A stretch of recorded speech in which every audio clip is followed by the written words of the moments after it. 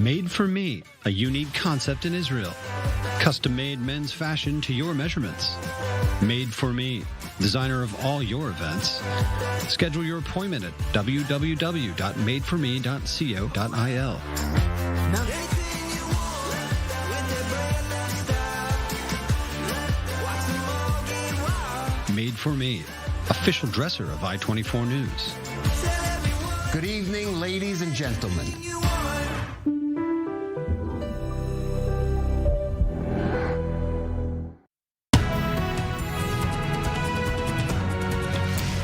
Welcome. You're watching I-24 News, coming to you live from Tel Aviv on this day 24 of Israel's war with Hamas. And we start with some good news this hour. The IDF has managed to rescue a young female soldier, Ori Megidish, who had been kidnapped by Hamas terrorists on October 7th. She has been freed as the result of a rescue mission by IDF troops into Gaza.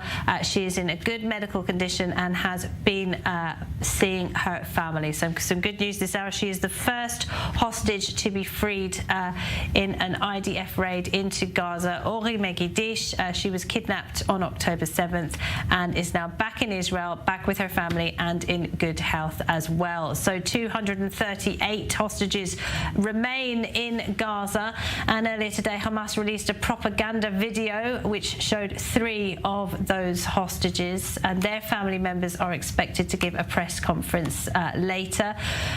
The 3 women have been identified. They gave a message that they were clearly coerced into earlier today. We have chosen not to play the video because it is Hamas propaganda. Well, after several hours of quiet, rocket fire resumed from Gaza this afternoon. There was a barrage fired at Jerusalem and several more at central Tel Aviv as well. We can go down to the border with Gaza. Our Hamda Salhout is there. Hamda, what's the latest? Right, Laura, so the Israeli military confirming that they rescued a female soldier when they entered Gaza. But the Israeli military also releasing the names of 3 other soldiers who were killed as a result of the fighting on October 7th. It comes as the country's defense minister and war cabinet have been meeting, saying that they will use every single effort they can to bring the rest of the hostages home. The Israeli prime minister saying he has full confidence in what the army is doing in this next phase of the war, full confidence in the IDF chief of staff as they enter this next phase of the ground operations. Now, the military has also been saying that these types of incursions inside of the Gaza Strip via tanks and other types of military vehicles will continue as they continue these next steps. You can hear that outgoing artillery just behind us in the distance as the Israeli military continues to pound targets inside of the Gaza Strip at this hour. The Israeli prime minister is saying that they're making systematic progress in this campaign against Hamas, but there's still a lot of work left to be done. Yeah, and Hamda, we're getting a sense, aren't we, of the purpose or some of the purpose behind those limited incursions into Gaza at night. The idea of clearly collecting intelligence, trying to locate the hostages so that they can bring them home. That's right. We're now entering the 4th week of this war, and when it started, the Israeli military had a list of the initiatives that it set out to do. The first one was to secure these southern areas. That has since been done, but the second one was to eliminate Hamas targets, and along with that was to continuously bring hostages home. So this ground incursion inside of Gaza, the continuous ground operations are to do precisely that, not just to rescue them, but also to gather intelligence on where Hamas is, where their positions are, where certain cells are. The military has been saying that they did encounter Hamas, a number of them, and were able to kill and eliminate a lot of them, a lot of combatants on the other side. So the military is continuing to gather information and intelligence at this time as to the whereabouts of those hostages. You could still hear some of that outgoing artillery as the war continues in its 4th week now, Laura. Hamda, thank you very much. Hamda Salhout there with the booms going off behind you. We can hear them, Hamda. Thank you very much. Hamda Salhout there. She's down at the southern border. Well, with me in the studio, Danny Ayalon is the former Israeli ambassador to the United States. We're also joined by Brigadier General Israel Relik Shafir, former commander and former combat pilot in the Israeli Air Force. Welcome to you both. So, Danny, some rare good news, the first hostage to be rescued by the IDF. Well, I think this vindicates also the, let's say, the policy of the government not to capitulate to Hamas and not to play to their manipulative, cynical, psychological warfare.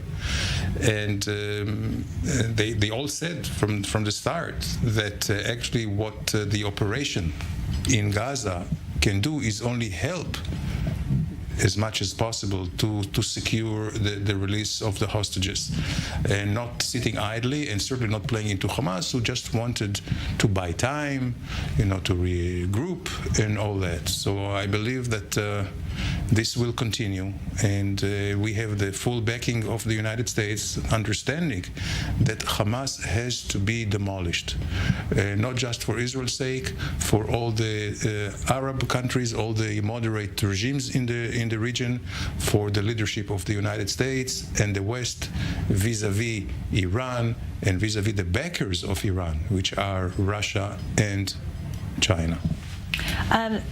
Do you agree with that, Relik Shafir? We've got some very good news. Does this vindicate the government's policy, the government's strategy in Gaza? I think it's an important mission, but I wouldn't put it as something that exemplifies anything.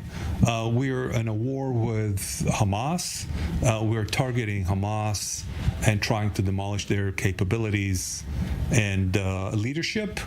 And the fact that we were able to rescue that soldier leaves more to be discovered on the actual happening. How did it happen? How did we know? But I think we should be happy with every such occurrence, but let's not deter and let's not be happy because one sparrow does not foretell of the spring. 238 people, of course, are still being held in Gaza. In the last few moments, Benny Gantz, who is part of the unity government, says that Israel will use every means to return hostages from Gaza. Presumably, young Private Megiddish will have a lot of intelligence herself to give.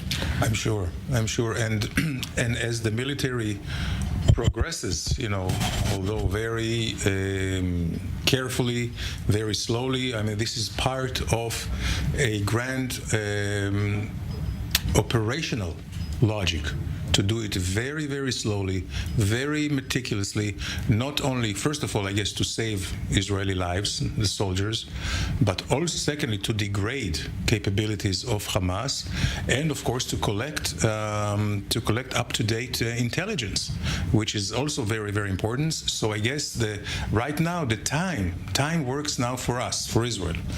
Usually, in such operations, the time would not work on our side because of the political clock that would be ticking. Whether You're talking about the international community, the United Nations Security Council, and all that.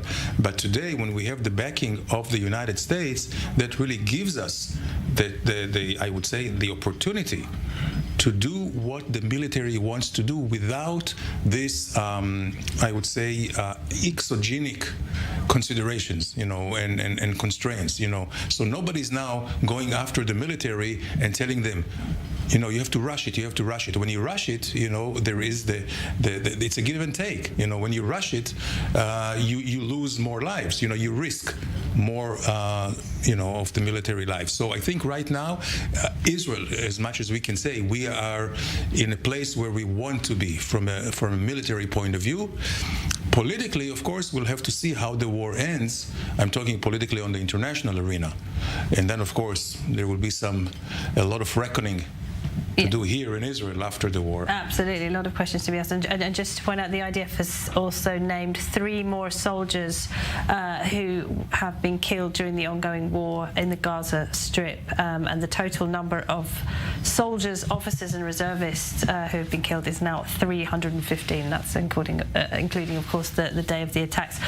We're joined now on the line by Rami Igra. He's the former head of the Mossad MIA unit. Thank you very much much indeed for being with us. I was planning to ask you about the hostage video that we saw earlier in the day, but now we have some much more positive news. This young female soldier being rescued in an IDF raid.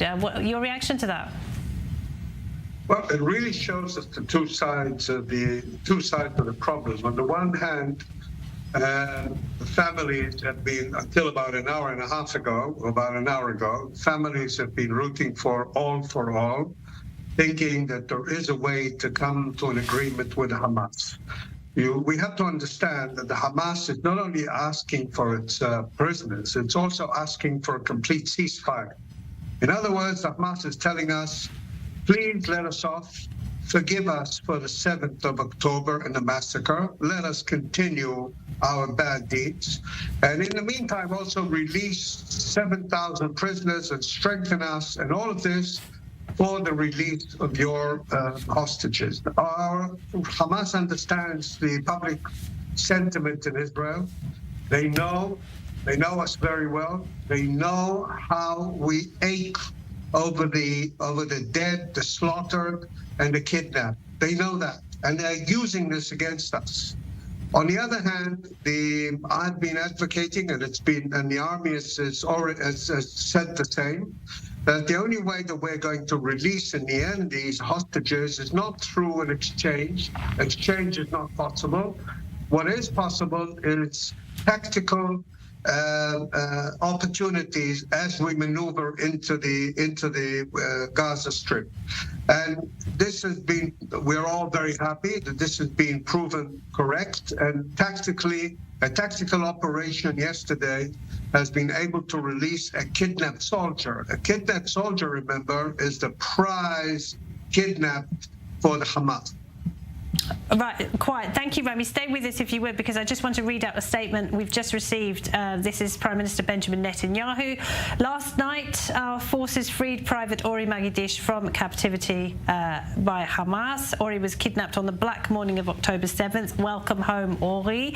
I congratulate the Shin Bet and the IDF for this important and exciting achievement, an achievement that expresses our commitment to the release of all the hostages. The entire nation of Israel salutes the Shin Bet and salutes the IDF. And to the terrorists of Hamas and ISIS, I say, you are monsters. We will continue to pursue you. We will continue to hunt you down. We will cripple you until you fall from our feet. So that is the message from the Prime Minister. We're seeing live images now of her family celebrating, quite extraordinary.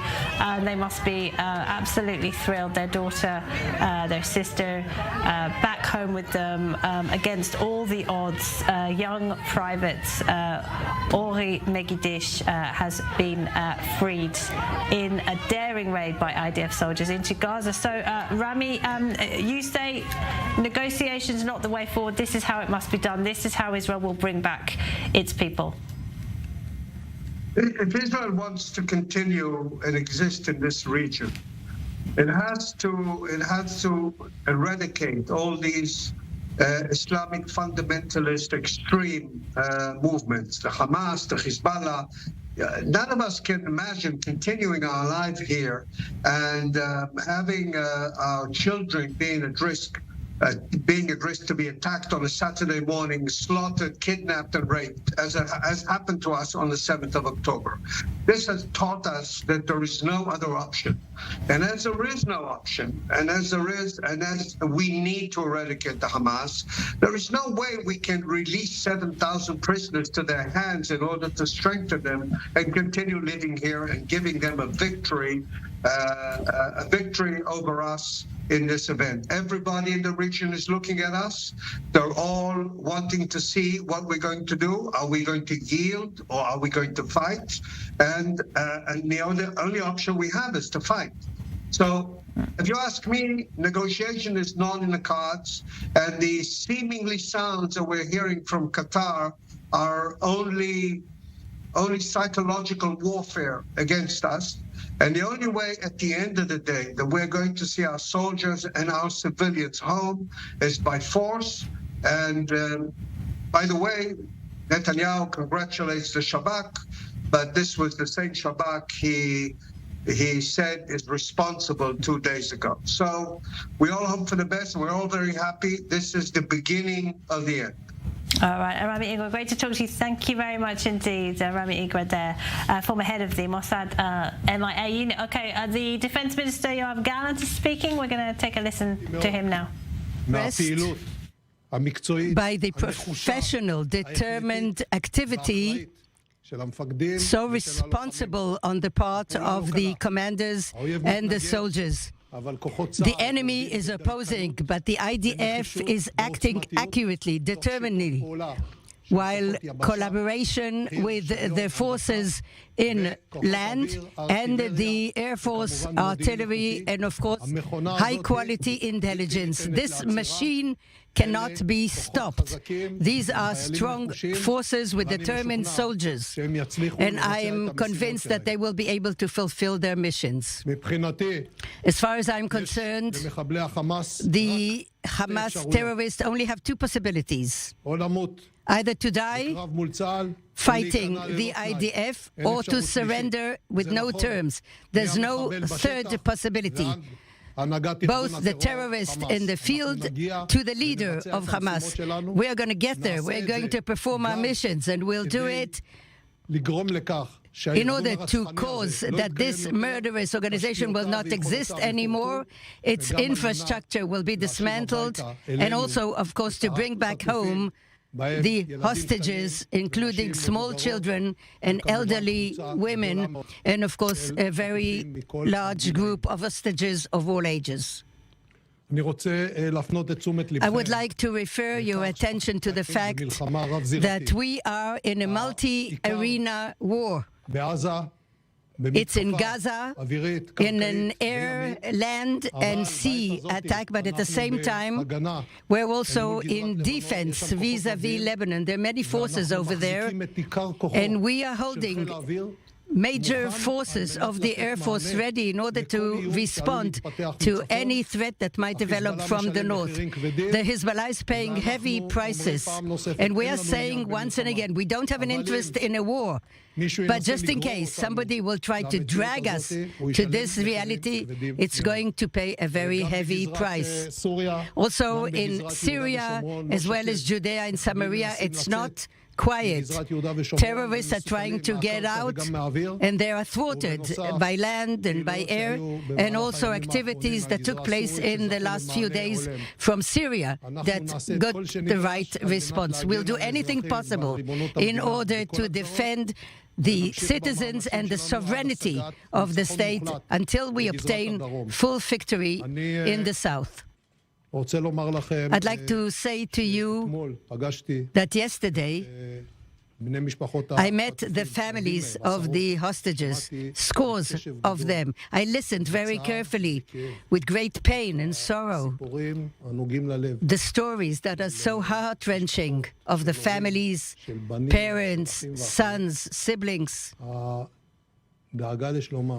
The worry about them, the attempt to reach every one of them in any way possible is what I see at any moment, any decision, any approval of any operation, any activity. Every time that I discuss what is happening in the war itself and in Gaza Strip especially. This is not going to be a short war. It is not going to be an easy war, but we are determined to prevail. We are determined to do it for those people who paid with their life in such a murderous attack, and we are determined to do it for our hostages. We are determined to win over the terrorist organization Hamas. It's either us or them. This is a war on the home, and we shall prevail. Thank you very much. Questions? One question each, please. Do you think this activity will bring us closer to releasing the hostages?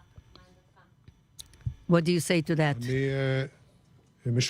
I am convinced that Hamas acts only under pressure. Therefore, when I approved and advance the idea together with the IDF, the Shabak, the Mossad, everything that has to do with the campaign and the issue of the hostages. And we came to the cabinet decisions. I always acted in this way, and that's what I'm going to do in the future, because I think that unless we do nothing, we might sit for many years with the hostages are not with us. I just remind you who we're talking about here. We're talking about murderers of children. I don't want to remind you how these things are done, how brutally they do it. That's the first thing.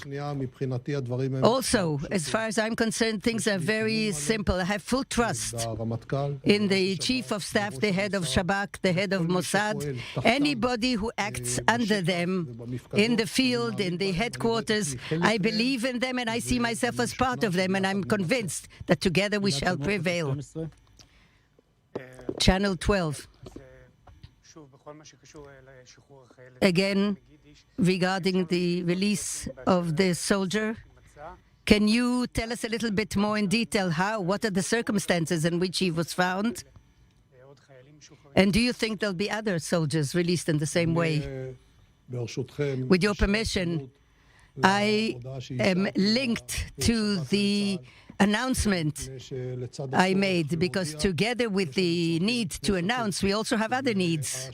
And my consideration is one, how to win the war and how to bring about the fact that all the hostages are back. This action advanced because of the ground operation, which was a leverage and a proof that when we work with force, we have chances. Thank you. Did the soldiers said anything about the conditions in which he was held? And will that help maybe bringing the others back? What she said remains between her and the person who was listening to her.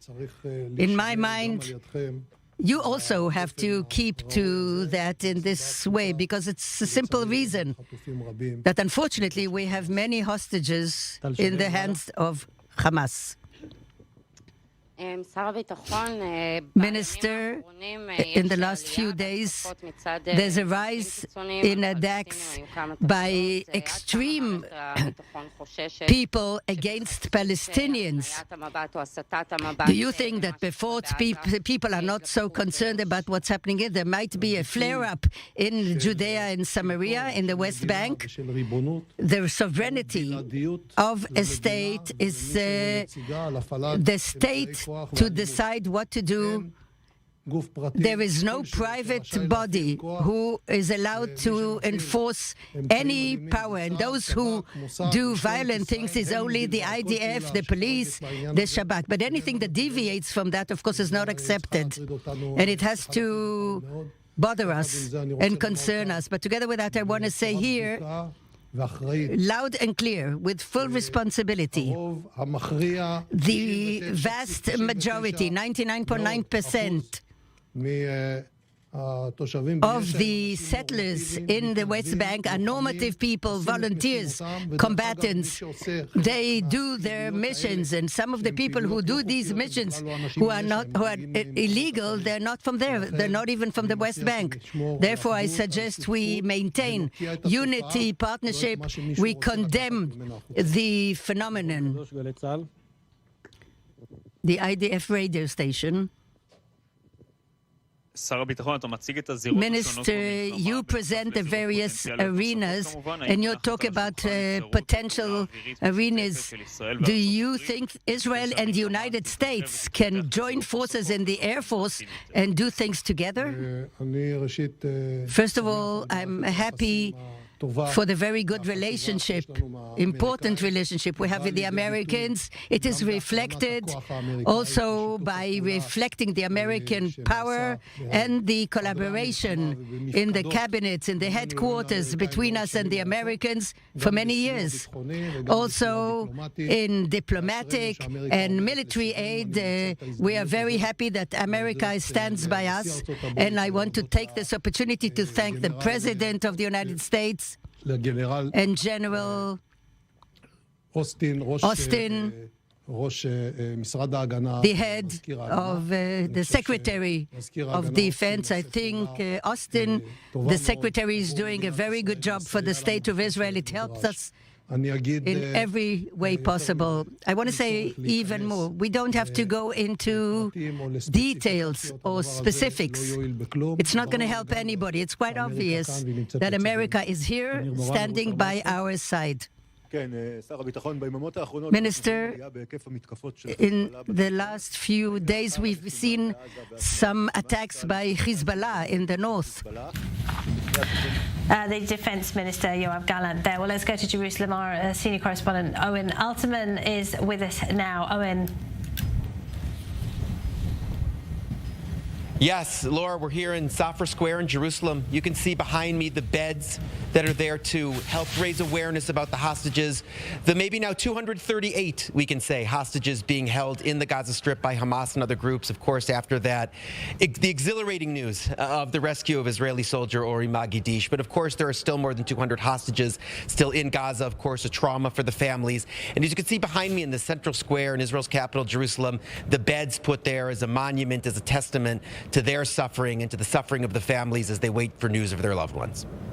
Yeah, a reminder that many people are still being held in Gaza. Owen, thank you very much. Owen Altman there in Jerusalem. And with me in the studio, Israel Shafir, you were listening into the Defence Minister there. What stood out for you? I think that was an opportunity for him to bring the good news and maybe raise the morale a little bit and take some credit for planning the actions and authorizing it. He hasn't really told us anything new. We didn't expect him to say anything new. The fog of war is the most important part here. Not to let the other side know what we're doing, where we are at, and what we are targeting. This is why there's actually a blockage of videos and news from Israeli forces in Gaza. Much as I sympathize with what he said, there was really nothing for the public to learn. We're unlikely to get any details on the rescue, are we? No, we're not. We wouldn't want to. One could discern. Oh, sorry to interrupt you again. Now we've got the Prime Minister speaking. Sorry. Many believed that the promise of progress in the 21st century would enable us to move beyond the barbaric horrors of the past towards a better and brilliant future. Many believed that we could go about our comfortable lives and that evil will simply pass us by. It will not. The horrors that Hamas perpetrated on October 7th remind us that we will not realize the promise of a better future unless we, the civilized world, are willing to fight the barbarians. Because the barbarians are willing to fight us. And their goal is clear. Shatter that promising future. Destroy all that we cherish and usher in a world of fear and darkness. Ladies and gentlemen, this is a turning point for leaders and nations. It is time for all of us to decide if we are willing to fight for a future of hope and promise, or surrender to tyranny and terror. Now rest assured, Israel will fight. Since October 7th, Israel has been at war. Israel did not start this war. Israel did not want this war. But Israel will win this war. Hamas launched this war by perpetrating the worst savagery our people have seen since the Holocaust. Hamas murdered children in front of their parents, murdered parents in front of their children. They burned people alive. They raped women. They beheaded men.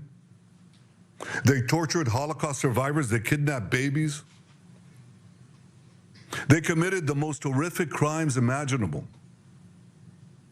And they're part of the axis of evil that Iran has formed, an axis of terror that works by arming, training, and financing Hamas in Gaza, Hezbollah in Lebanon, the Houthis in Yemen, and other terror proxies throughout the Middle East and beyond the Middle East. In fighting Hamas and the Iranian axis of terror, Israel is fighting the enemies of civilization itself. Victory over these enemies begins with moral clarity. It begins with knowing the difference between good and evil, between right and wrong. It means making a moral distinction between the deliberate murder of the innocent and the unintentional casualties that accompany every legitimate war, even the most just war. It means holding Hamas responsible for the double war crime it commits every day by deliberately targeting Israeli civilians while deliberately using Palestinian civilians as human shields. It means making clear that the use of human shields is not only an immoral tactic of terror, but also an ineffective one. Because as long as Hamas's use of Palestinian human shields result in the international community blaming Israel, Hamas will continue to use it as a tool of terror, and so will others. Hamas will continue to use the basements in Gaza's hospitals as the command posts of its vast terror tunnel network. It will continue to use mosques as fortified military positions and weapon depots. It will continue to steal fuel and humanitarian assistance from UN facilities. While Israel is doing everything to get Palestinian civilians out of harm's way, Hamas is doing everything to keep Palestinian civilians in harm's way. Israel urges Palestinian civilians to leave the areas of armed conflict, while Hamas prevents those civilians from leaving those areas at gunpoint. Hamas is also preventing foreign nationals from leaving Gaza altogether. And most despicably, Hamas is holding over 200 Israeli hostages, including 33 children, holding them, terrorizing them, keeping them as hostages. Every civilized nation should stand with Israel in demanding that these hostages be freed immediately and freed unconditionally. I want to make clear Israel's position regarding a ceasefire. Just as the United States would not agree to a ceasefire after the bombing of Pearl Harbor or after the terrorist attack of 9/11, Israel will not agree to a cessation of hostilities with Hamas after the horrific attacks of October 7th. Calls for a ceasefire are calls for Israel to surrender to Hamas, to surrender to terrorism, to surrender to barbarism. That will not happen. Ladies and gentlemen, the Bible says that there is a time for peace and a time for war. This is a time for war, a war for our common future. Today we draw a line between the forces of civilization and the forces of barbarism. It is a time for everyone to decide where they stand. Israel will stand against the forces of barbarism until victory. I hope and pray that civilized nations everywhere will back this fight. Because Israel's fight is your fight. Because if Hamas and Iran's axis of evil win, you will be their next target. That's why Israel's victory will be your victory. But make no mistake, regardless of who stands with Israel, Israel will fight until this battle is won, and Israel will prevail. May God bless Israel, and may God bless all those who stand with Israel. So the first question will go to... the Minister Benjamin Netanyahu delivering a speech to the world press. I believe he's taking questions? No? Yes, we can go back. There are questions. Good evening, sir. Good evening. Neeraj from India. I represent Network 18 Group in India. My question to you is that how do you see India's stand on UN resolution? India abstained because in resolution there was no condemnation of terrorism.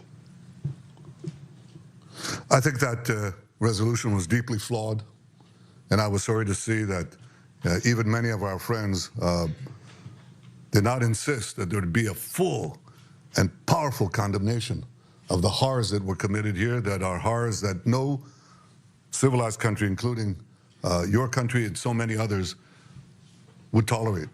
So I hope that we don't see a repeat of these kinds of resolutions. We'll go now to ABC America, Matt River.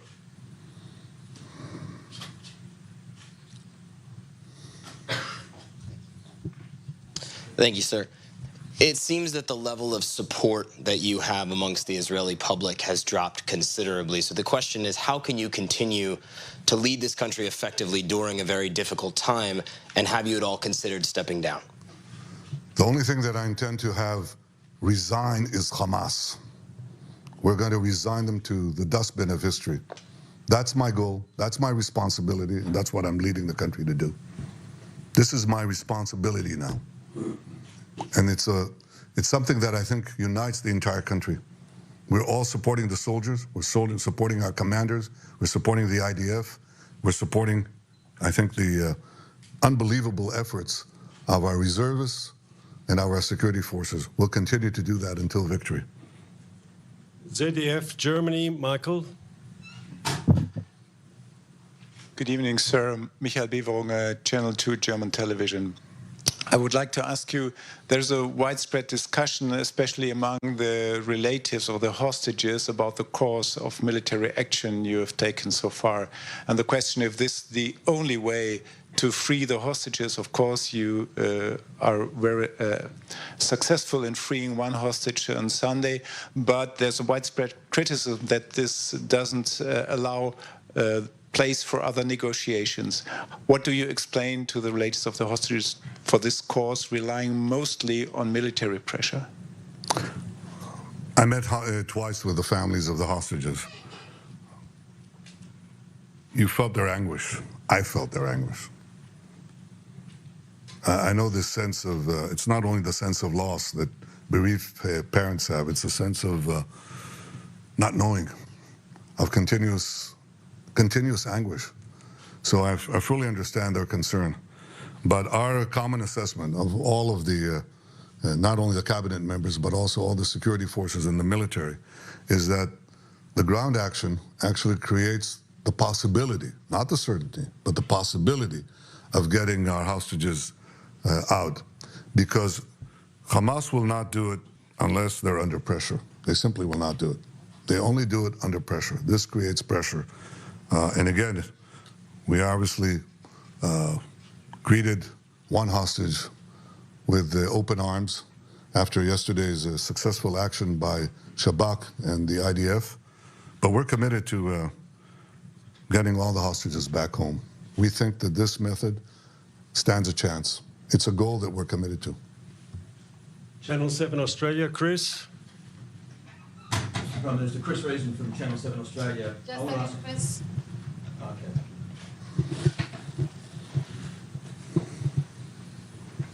Mr Prime Minister, Chris Reason from Channel 7 Australia. I want to ask a question from my country, and the people in my country are looking at this and wondering, they agree with you, they want you to chase down Hamas and terrorism and destroy terrorism in this region, etc. But people can't understand why so many civilians have to die in this process. You argue that Hamas is putting them up as human shields. Is that a good enough excuse? Are you inflicting here collective punishment on the people of Palestine? Not a single civilian has to die. Hamas merely has to let them go to the safe zone that we created in southeastern Gaza Strip. There's a safe zone there.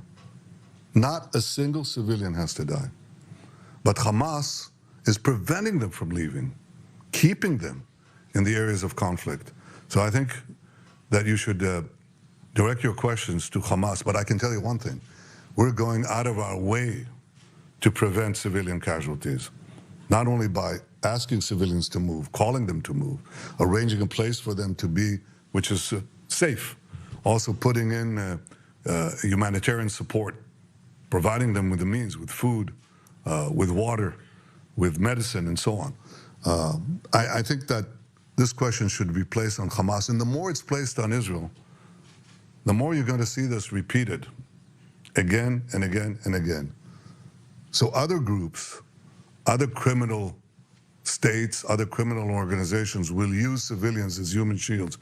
We cannot give immunity to these terrorists. We cannot give immunity to these savages. We have to do everything we can to minimize civilian casualties, but we cannot give up the fight, because then I think this will have disastrous consequences, not only for the future of my country, but for the future of your country, your countries. This is a battle of civilization against barbarians. The barbarians will do something that civilized countries will never do. And civilized countries will make every effort to prevent this. And I'll give you one example. And I'll end with that because I have to go to manage this war and lead it. In 1944, the Royal Air Force bombed the Gestapo headquarters in Copenhagen. It's a perfectly legitimate target. But the British pilots missed. And instead of the Gestapo headquarters, they hit a children's hospital nearby. And I think 84 children were hardly burned to death. That is not a war crime. That is not something you blame Britain for doing. That was a legitimate act of war with tragic consequences that accompany such legitimate actions. And you didn't tell the Allies, don't stamp out Nazism because of such tragic consequences. They went to the end because they knew that the future of our civilization was at stake. Well, I'm telling you right now that the future of our civilization is at stake. We have to win this war. We'll do it by minimizing civilian casualties, and may we succeed. Thank you. Ron Dermer, Minister. The Israeli Prime Minister Benjamin Netanyahu taking questions from journalists from around the world following the successful rescue of the first hostage by the IDF, young female soldier Ori Megidish, who's now back in Israel. Well, a reminder of who is with us in the studio: Danny Ayalon, former Israeli ambassador to the United States, and Brigadier General Israel Relik Shafir, former combat pilot in the Israeli Air Force. Danny, Prime Minister Netanyahu taking on the criticism from much of the international community that Israel isn't doing enough to protect Palestinian civilians, and he pointed out that no other country is put under pressure to do that. It is a very difficult situation for Israel, isn't it? Yes, and he's the perfect, I would say, official to do it on Israel's side. I think there is no better speaker in Israel than he is, and I think what we have seen beyond the, he made all the right points, but what we have seen really is a new division of labor. His speech in English to the international media, coming in the wake of Minister of Defense Gallant speaking to the Israeli media, is the right, I would say, way to continue. And unfortunately, Mr. Netanyahu does not speak well to the Israeli people. He rarely gives interviews to the Israeli media. Yes, and whatever speeches he does, he misspeaks. He is still, unfortunately, a divisive force and a politician. So I think maybe now we found the right formula for Netanyahu to speak in English to the international community and to have the defense minister speak here to the Israelis. Do you think that this kind of double act, Prime Minister Netanyahu and Defense Minister Yoav Gallant, do you think that this is helping to restore faith in the leadership at this time of war?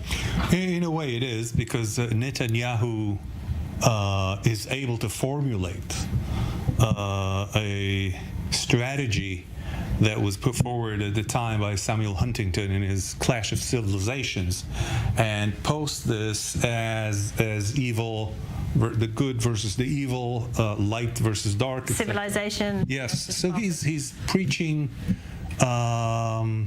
certainly to those who follow this kind of thought will sympathize with the way he put things and help with some of the leaders. In the Israeli public, we have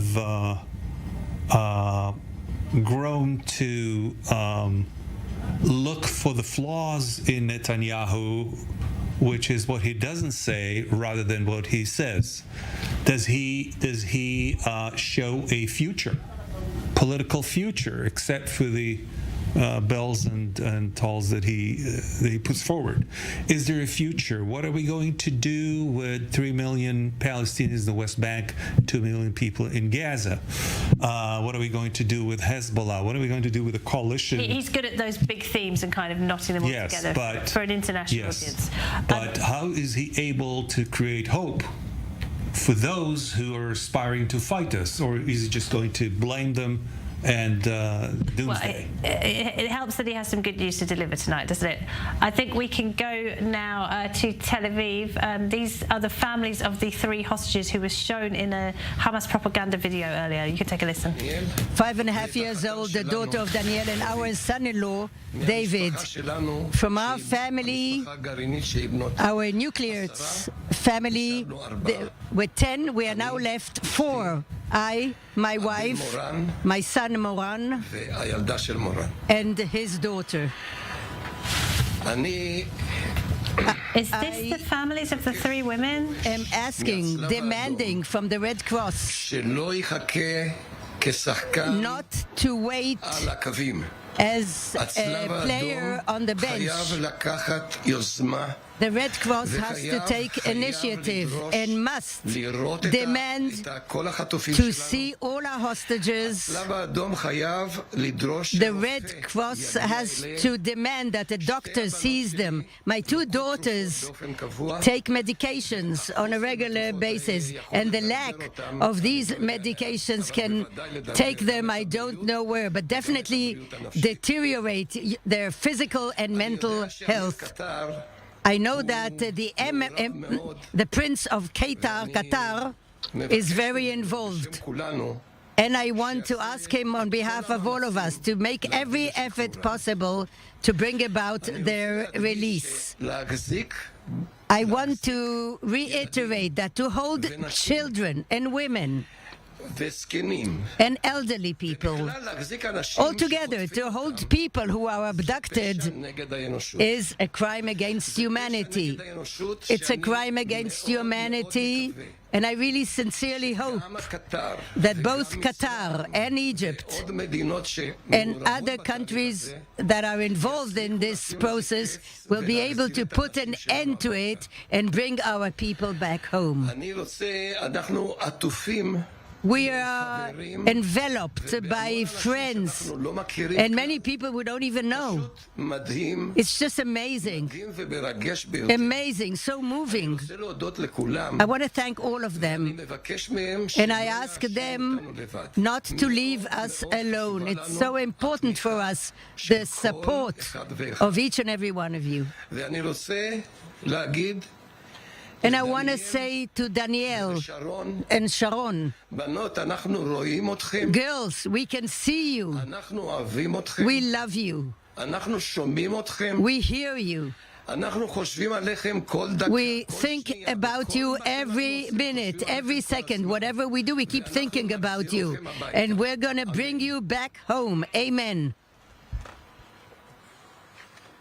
Avital Buchstov, the mother of Rimon, who is in a clip together with the mother of Yogev.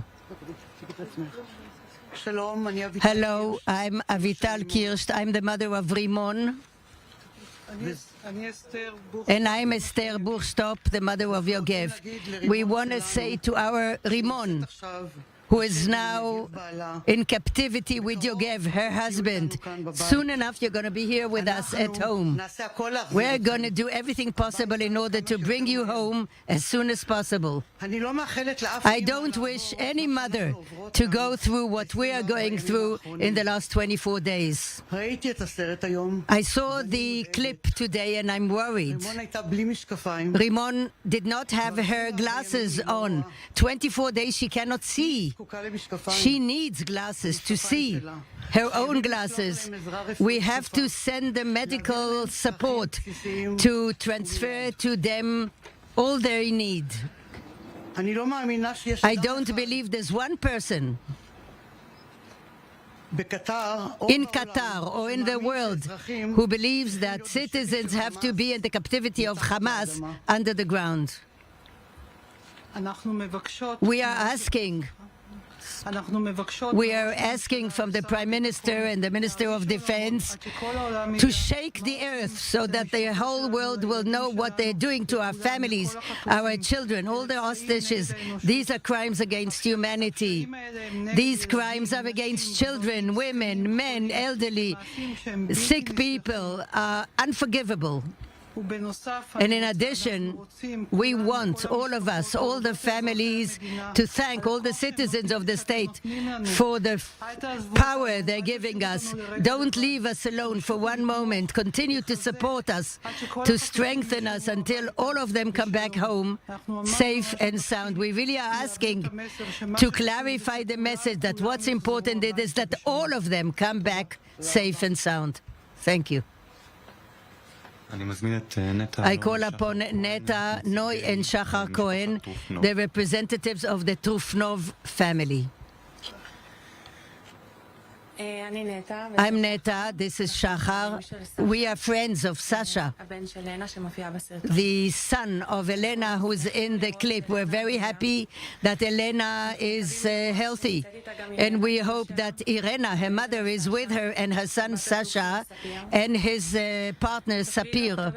On October 7th, the entire family disappeared. The father Vitali was murdered, and 4 others are in captivity.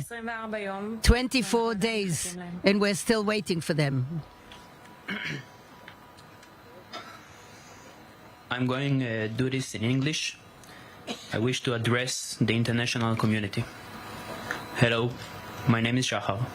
I'm here representing the Trupanov family. Sasha and I met in a college and have been friends ever since. Sasha finished at the top of our class. He is such a brilliant guy. Now he works as an engineer at Amazon. I'm standing here today because the entire family, 3 generations, were either kidnapped or murdered. There is no one else to speak for them. Vitali, Zichrono Lirvacha, Sasha, Sapir, Lena, Irena. Today, we saw a video on a Telegram where Elena, Sasha's mom, is seen alive. This is our first proof of life that we are so happy that Lena is alive. We urge the Red Cross to conduct a medical check to Lena immediately. At the same time, there are still 239 people that are being held hostage by Hamas in Gaza right now. They have been hostage since Saturday, October 7th. 24 days have already passed. How is it possible? How are they not free? No other country in the world would settle for this. What if this were your citizen? What if there were your friends? What if the entire family in the house next door to you had been taken hostage into Gaza? What would you do? As both an Israeli and an American citizen, I am personally asking you, President Biden, please do any and everything in your power to bring everyone home now. Taking civilian hostage is a crime against humanity. And to you, Sheikh Tamim bin Hamad, know that you can be the key to preventing greater loss of life and regional distress. And to you, citizen of the world, you can help too. Stand up, speak out, demand action, appeal to our shared humanity. Remind leaders that are not just hostages. They are beloved grandmother, fathers, sisters, and children. Real people with beating hearts waiting to be free. Time is running out, but it's not too late to save life. Have courage. Together, our voice can bring them all home now.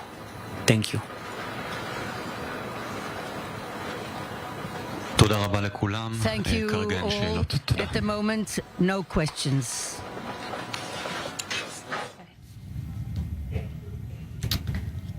All right, the friends and the family of the 3 hostages who appeared in that Hamas propaganda video earlier. We've been speaking about civilization, fighting against the uncivilized. Well, we saw some very uncivilized scenes last night in Dagestan in Russia when an anti-Semitic mob stormed an airport. Hundreds of people waving Palestinian flags stormed onto the tarmac, saying that they were looking for Jews and Israelis. 60 people have since been arrested. Well, joining us now, Anna Boshkovskaya is a senior fellow at the Washington Institute for Near East Policy. Anna, first of all, explain to us, why are there apparently such high levels of anti-Semitism in Dagestan, in this corner of Russia?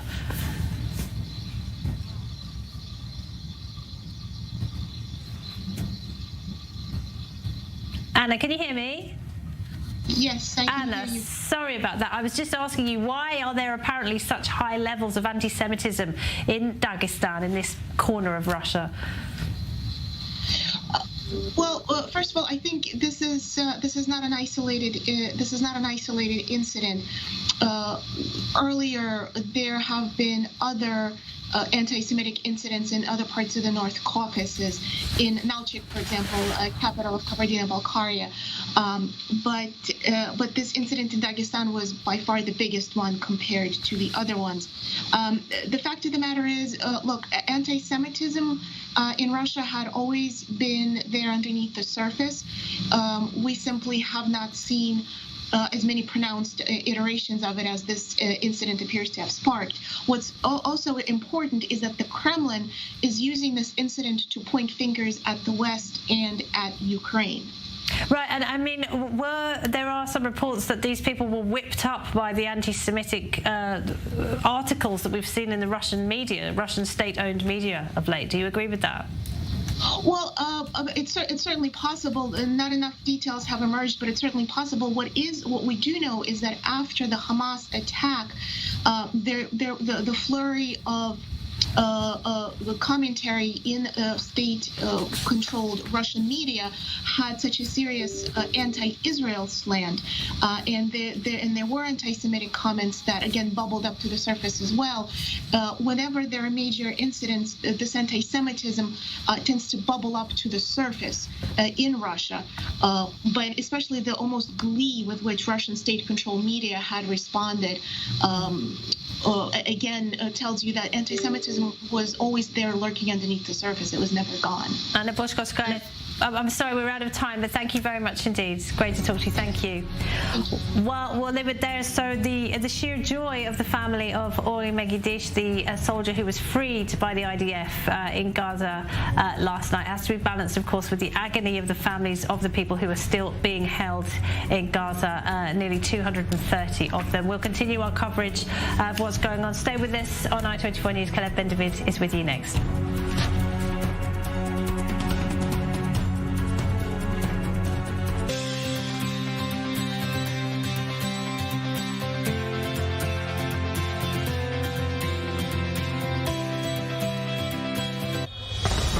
Israel is officially in a state of war. This is a very active scene, and we need to get in the car as we're talking. More than 100 soldiers and civilians have been kidnapped. Help us, we don't know what to do. We just don't know anything. Entire families, including babies and children and elderly, were butchered in their beds. Awaken the giant, and we are ready and we are strong. Everyone is showing up. This is the unity.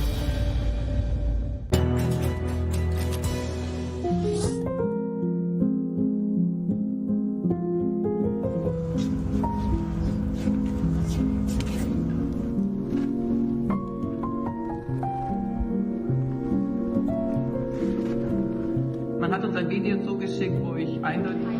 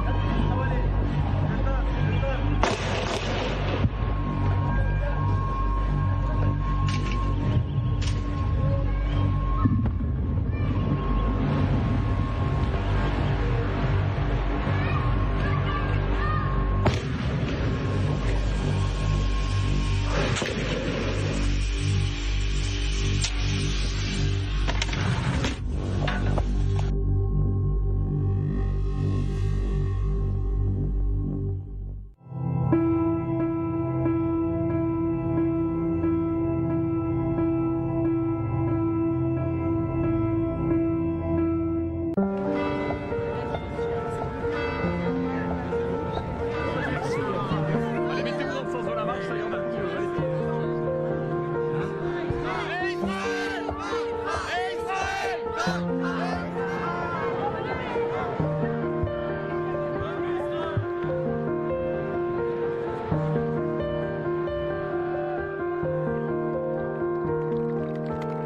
passe maintenant le micro.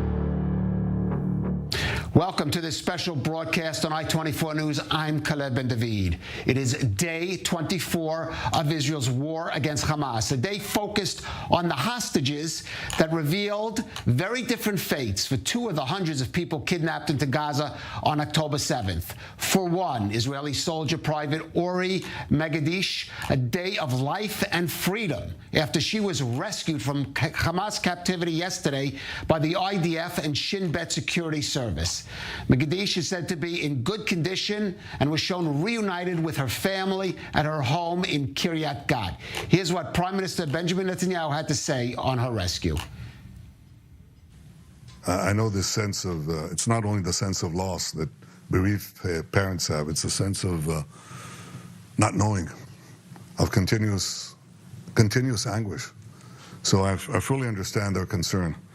But our common assessment of all of the, not only the cabinet members, but also all the security forces and the military, is that the ground action actually creates the possibility, not the certainty, but the possibility of getting our hostages out.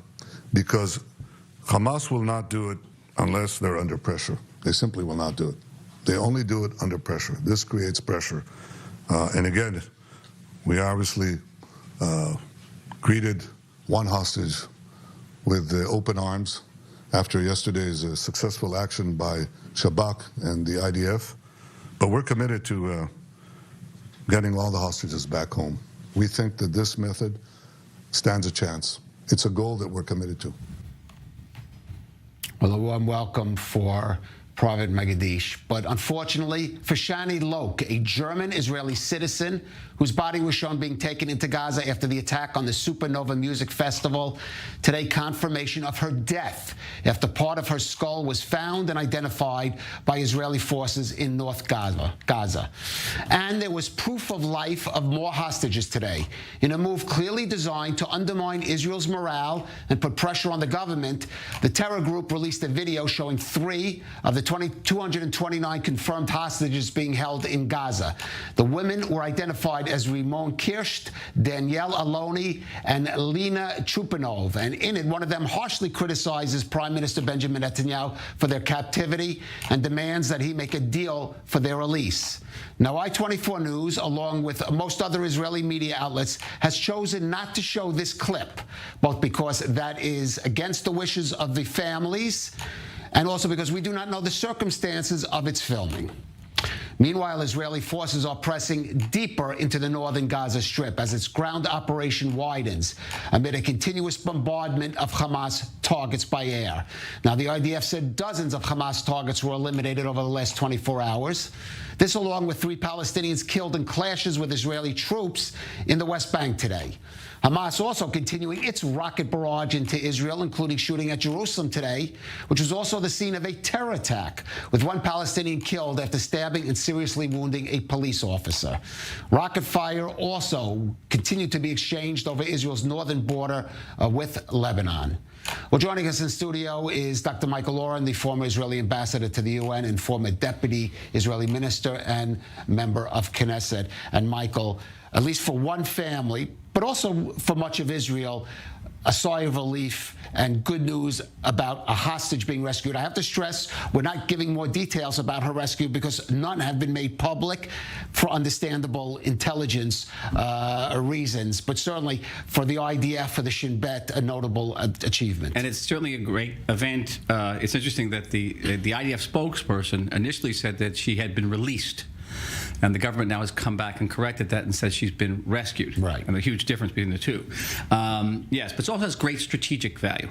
And what Netanyahu said during his press conference, some of us have been saying for several days, which is there was a sort of a conventional wisdom, certainly among the foreign media, that by going into Gaza with a ground force, we would be essentially eliminating the chances of releasing the hostages. And they were basically leaving their hostages to their fate. And our position was exactly the opposite, that the demands of the hostage of Hamas, as long as we weren't physically in Gaza, would be sky high. They were demanding release of every security prisoner in Israel, plus a ceasefire, which means Hamas basically wins the war, gets away with mass murder. These were not acceptable. That provided there was actually a real bargain like that. They were able to, we haven't been able to get the bodies of their 2 soldiers killed in 2014 back from them, and they have 2 of our hostages that have been there for years. For years. Right. So who knows? But what is clear now that as we begin to close in on Hamas, I don't think they're going to hurt these hostages because a hurt hostage is worth a lot less to them than a live hostage. They'll keep them in good shape here. Apparently, this soldier was in good shape, and there's a reason for that. Everyone that's released so far has been in good shape, so there's a reason to believe they'll keep on doing that. Right. It's their get out of. For some, Hamas may think it's their get out of Gaza card. It's get out of the Gaza card, and they're going to pull. They could likely pull PLO 1982 Beirut routine, right? And which some of us are old enough to remember because I was there. Though the circumstances were quite different, we'll have to say. They were, but the idea was Hamas to say, okay, you let us get on a ship for Algiers. Right. Okay, let us get into a ship to Qatar, and we'll be gone. Right. And we'll deal with them later. But here are the hostages, and you get out of it. I think that's I can't say it's a likely scenario, but it is definitely a scenario. Not an impossible one. Not a one. No. Okay. No. So I think it's good. I think the way the Army is handling this is excellent. It's going slowly, methodically, reducing our exposure, the exposure to our troops. We've suffered enough, I think, during this war, and increasing every day the pressure on Hamas. The one thing that is, I think, there are a number of other clocks, is the number of reserves that have been called up, which is very, very damaging to our economy. 360,000 people in their 20s and 30s is sure. Many businesses in Israel are shut completely. And the chances of perhaps this ground operation, because it is a gradual, may reduce the chances of Hezbollah intervening, which is very good. Keep that up. So far, and I say this very cautiously, so far so good. Right. Well, we do have to point out another thing, and maybe the timing, for many reasons, of course, any time that this young lady, this young soldier was released would be good timing. But certainly coming in on the heels of the release of this hostage video of 3 women, 3 Israeli women, one of them speaking quite critically of Prime Minister Netanyahu, and also calling for blaming him, and And frankly, I explained that we're not showing that video like much Israeli media because of the that's a lot of foreign media too are not showing it. Of the lot of foreign media, it is on social media. If anyone, if those that are curious can see it, can see it there. We've chosen not to, but clearly Hamas are giving a lot of thought and using this, as I said, as a tactic in their psychological war with the Israel and with the Israeli public in a way. The other clock going, of course, is what's happening with the Palestinian civilian population. And that clock I see on the foreign media, because I'm dealing with the foreign media at night, and now it's all about, it's about Palestinian suffering. It's about the children. The front page of the New York Times today about the suffering of Palestinian children. And that's going to have a certain impact on public opinion. The calls for ceasefire goes up every day. That may translate into diplomatic pressure on us in the UN and other international bodies, and to say nothing of what's happening in the streets and what's happening to Jews around the world. Yeah, we'll get to that in a minute. I want to go to our senior correspondent, Owen Alterman, who's in Jerusalem. Owen, and we're talking the hostages, of course, the release of this young woman, young soldier, and there in Jerusalem, a special, I won't say memorial, but exhibit, maybe reminder of the situation of the hostages there in Jerusalem. Hello, but you're right, you see all around me, you're here in Safra Square, just by the Jerusalem City Hall in the center of the city. People may be familiar with it. 200 some beds you can see behind me, including cribs for children, for babies, to again remember the 239, maybe now thankfully 238 hostages taken by Hamas. And of course there was the incredible news of the one rescue today. Of course the video of those 3 still in captivity, but of course there are more than 200 others, including Holocaust survivors, including children, and of course all of their families. And what we've seen over the course of the past few weeks is just sprout up so organically and so quickly this incredible movement right on behalf of the hostages, doing everything it can in every way it can to raise awareness in Israel and around the world of their plight. We've seen the posters posted in cities around the world. And of course, here in Israel, I was at the tent in Tel Aviv across from the Israeli military headquarters yesterday. And now this incredible moving display here in Safra Square in Jerusalem, Kalev, in the center of the country's capital. Now, in Jerusalem has been, unlike certainly in some of the situations we've seen, maybe even over the past months, past year, Jerusalem has been a more quieter front in this conflict, really. But except for today, where really it seemed to, the conflict in a couple of ways seemed to hit home in the capital.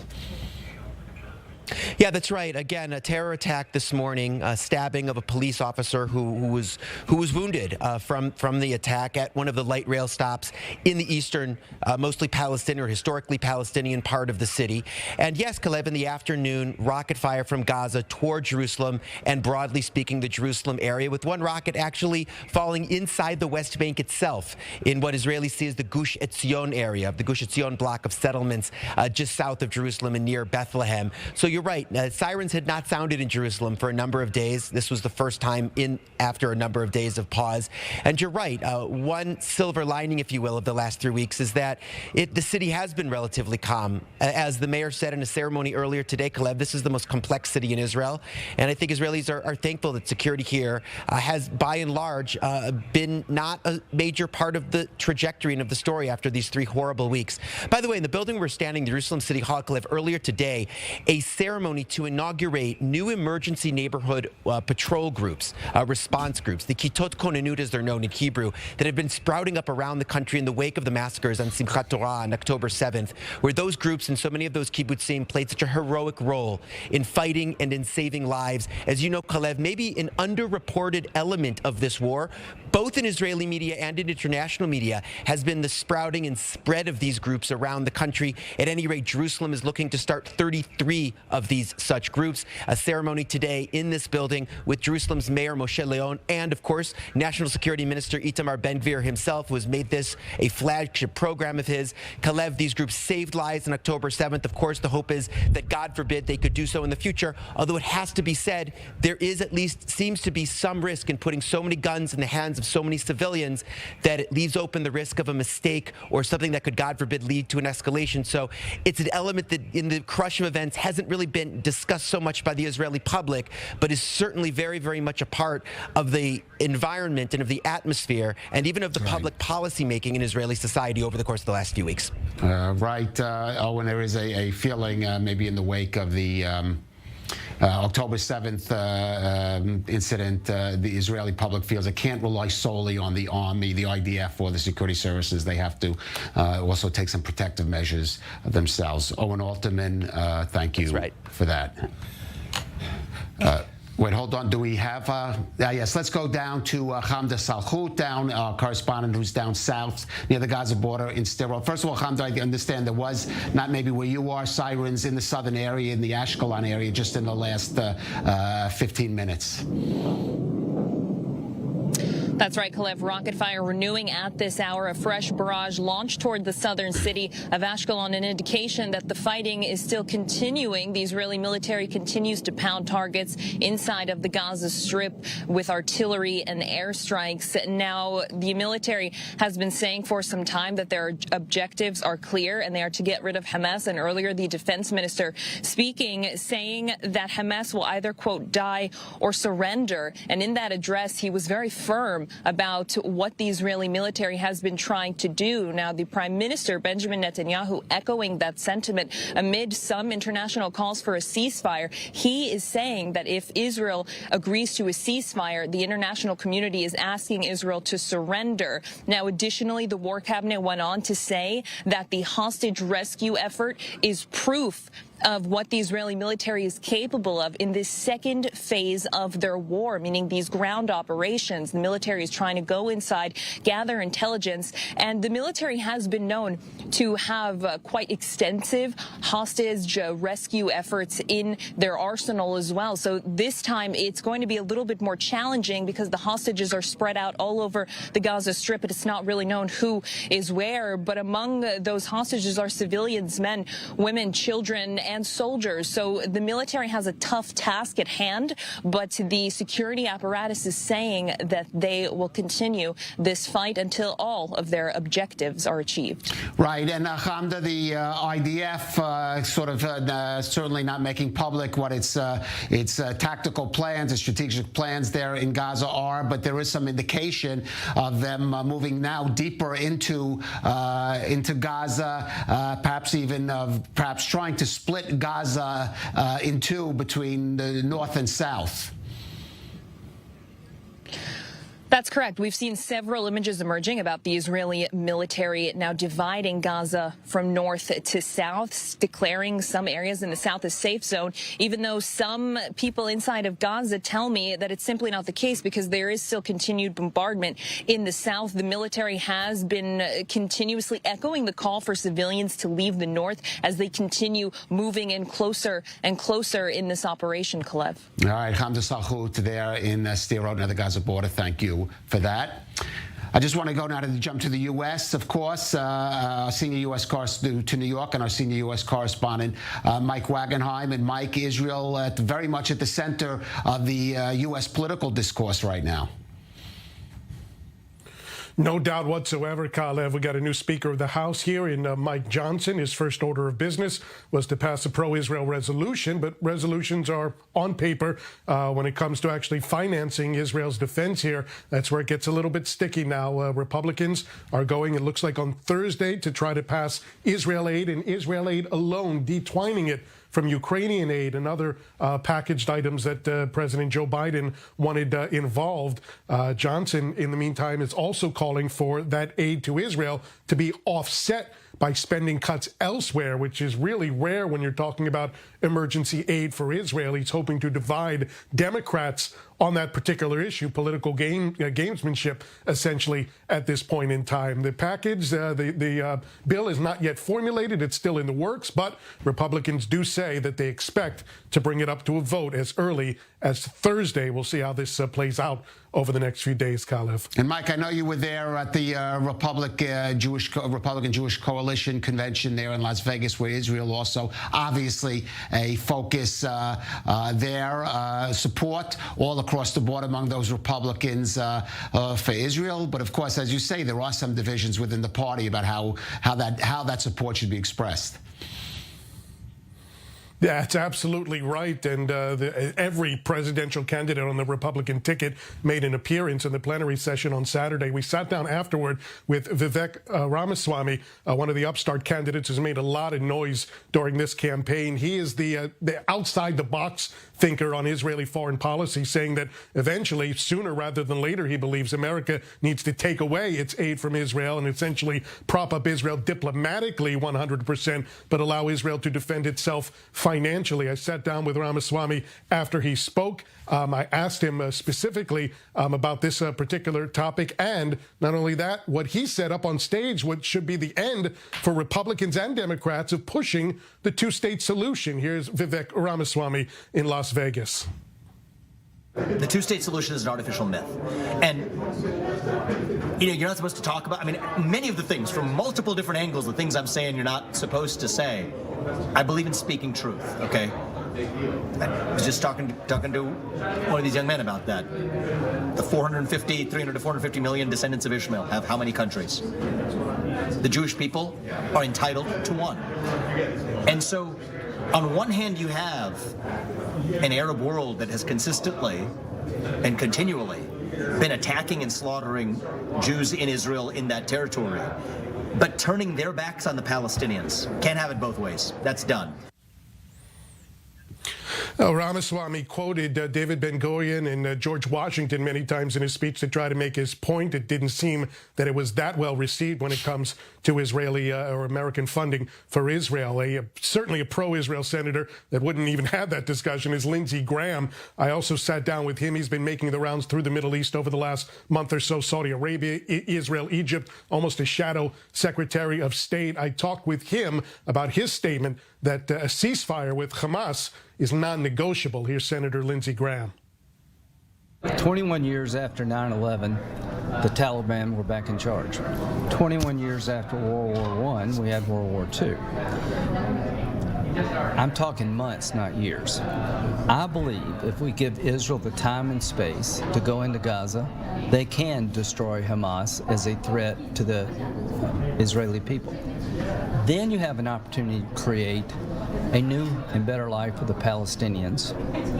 You're going to have to deprogram young people who have been radicalized for a generation.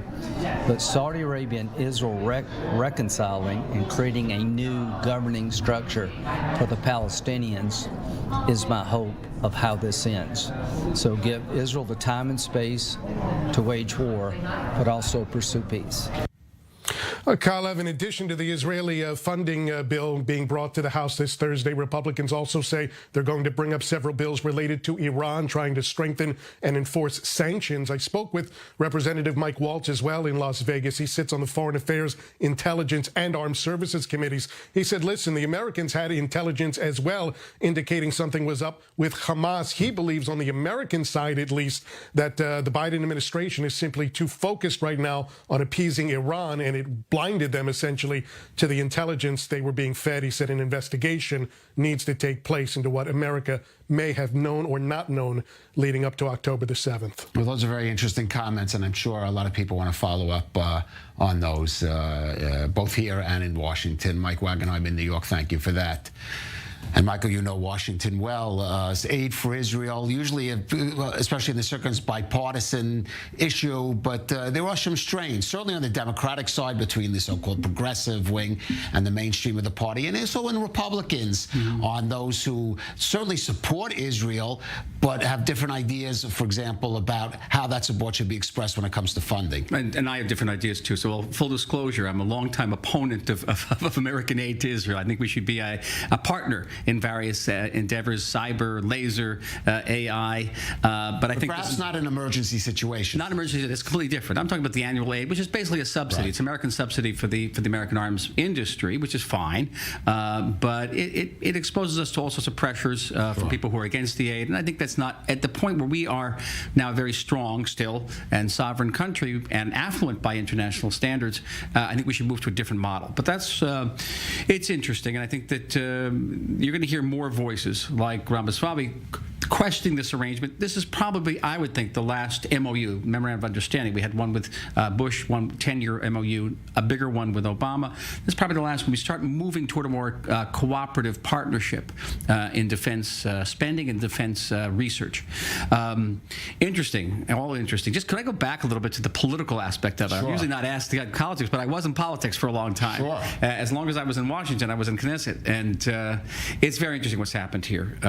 Up until the release of the rescue of this soldier, the big issue was Netanyahu's remark saying, I didn't know anything about October 7th. It was all the fault of the military intelligence and refusing to simply say the words, I bear responsibility. And he wouldn't do it. And he wouldn't do it. All of a sudden, that has been taken off the headlines by this. This shows, the vicissitudes of politics. Itamar Ben-Gvir's idea of creating local militias, if you remember this, like a citizens guard, was viewed as a move, proto-fascist move that was going to give him a private army. Now it's being celebrated. And it just shows you, how things can change so quick in the political arena. Nobody knows what's going to happen here politically. We could have a very different political landscape as this war proceeds. Certainly it does. I just want maybe another comment while we're still focused on the U.S. there. Disturbing signs. We've seen the anti-Semitism surging in certain quarters, these pro-Palestinian rallies in American cities, and some very disturbing incidents on the campuses. We reported on one in Cooper Union where Jewish students were locked in a library during a pro-Palestinian rally in downtown New York. Now, Cornell University in upstate New York, another story of police being sent to guard the kosher kitchen there. And a lot of questions now being asked, especially when it comes to the atmosphere in the universities. So last night I had an extraordinary experience. I went to an old paratroop base to visit my old unit. I was a paratrooper about 100 years ago, and talked to these paratroopers who had participated in the fighting on October 7th at Be'eri and Nahal Oz. And there's extraordinary young people, beautiful young people, committed, but I saw the fear in their faces. They knew they were going back into Gaza. I came home and had a Zoom call with the pro-Israel students of Cornell. And the truly impactful and terrifying thing is I saw the same fear on their face. They are dealing with threats, death threats. They've had the Center for Jewish Living basically locked down. And this is happening on multiple campuses across the United States, at Columbia, Stanford, Berkeley, Harvard, and it's spreading. And it's spreading very fast. And American Jews, I've talked to American Jews, said they'd feel safer living here in Israel than they do living in New York or, say, living in London. And that is a sea change. I don't know how this changed. And the truly dreadful thing is the silence, the anti-Semitism of silence on the part of some of these university presidents and faculty who, if the same remarks were made about, people of color or people of different sexual orientation, would be out there condemning it categorically. When it comes to hatred of Jews, silence. All right. Dr. Michael Oren, Ambassador Oren, stay with us. We're going out for a brief break. We'll probably come back to some of these issues. Stay with us with more on our continuing coverage, our special broadcast, Israel's war against Hamas, day 24. We'll be right back.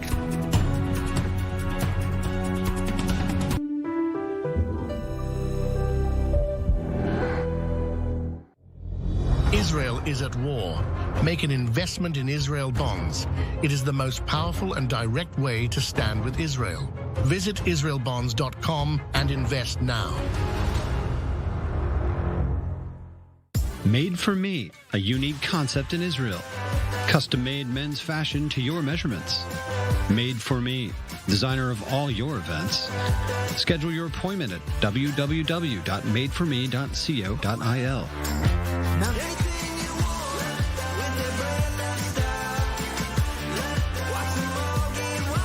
Made for Me, official dresser of I-24 News. Good evening, ladies and gentlemen.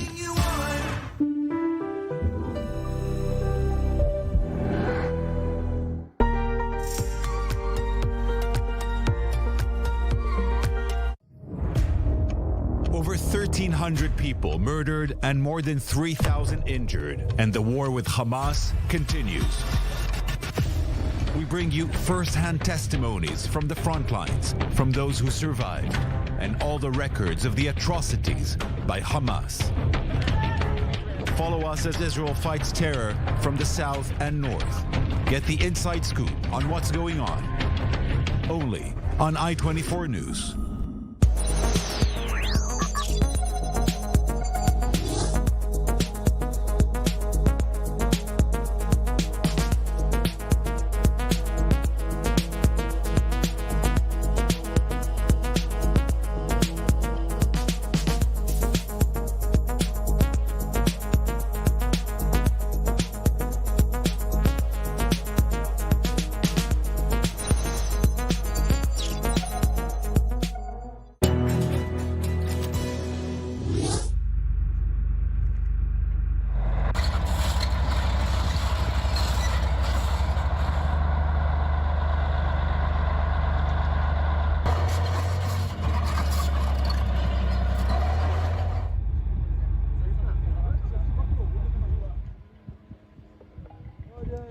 Israel's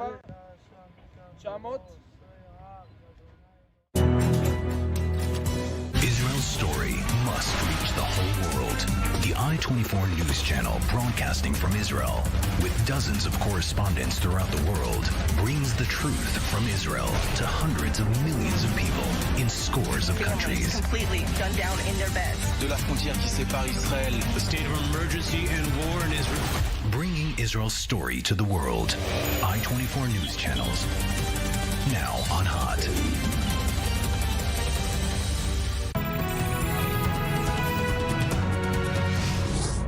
Welcome back to the special edition on I-24 News, Israel's war against Hamas, day 24. Now, 3 weeks after Hamas launched a massive attack on southern Israeli communities, those who once lived there are still reeling.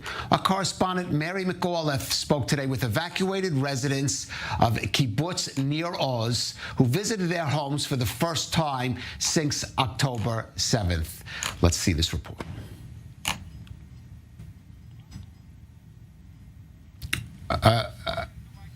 Okay, I'm sorry. We'll have that report shortly. I hope. Let me go back to Ambassador Michael Oren.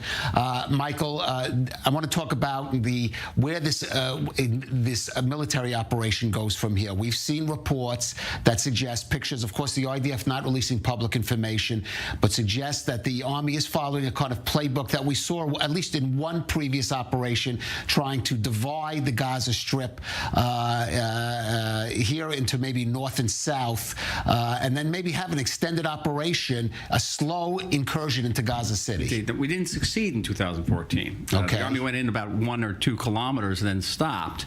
So we never fully divided the Gaza Strip. That's always been the sort of de rigueur part of any Israeli military planning for a war with Gaza. First, you divide it north and south, and you cut off communications from Hamas moving north and south, and the moving of men and material and fuel from north and south. And the south now has a million Palestinians in it now who have been displaced, and the north still has a good number of Palestinians, but that really puts you in a good strategic position. Now, Israel can also move from the sea, Kalev, so moving from all different directions. The major thrust is coming from the northern part of Gaza, not so much less so from the eastern border of Gaza, where our crossroads, where our crossings are. That should start too, converging on all sides. And the big sticking points, again, are going to be the tunnels. Reportedly 330 miles of tunnels under the, can you imagine this? Some of them going down hundreds of feet. With one of the hostages talked about moving to an auditorium, an underground auditorium. That's how large this is. And then the hospitals and the schools, including Shifa hospitals, where I've heard different estimates between 30 and 60,000 Palestinians are converged inside, crowded into this hospital, around the hospital, and some of them reportedly are being stopped from fleeing that area at gunpoint, Hamas gunpoint. Right, still using them as human shields. All right, I do want to go back to that report by Mary McAuliffe, who was down south today at Kibbutz near Oz, and was together, a tour organized by the Israeli government press office, with residents returning back to their homes for the first time since October 7th. Let's take a look.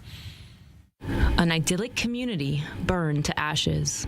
This woman is visiting her family's house for the first time since the massacre of October 7th that turned southern Israeli communities along the Gaza border into enclaves of horror, where terrorists systematically broke into homes, searching for civilians to kill or kidnap, burning down houses with families inside when they failed, where survivors hid for 8.5 hours locked inside safe rooms waiting for rescue.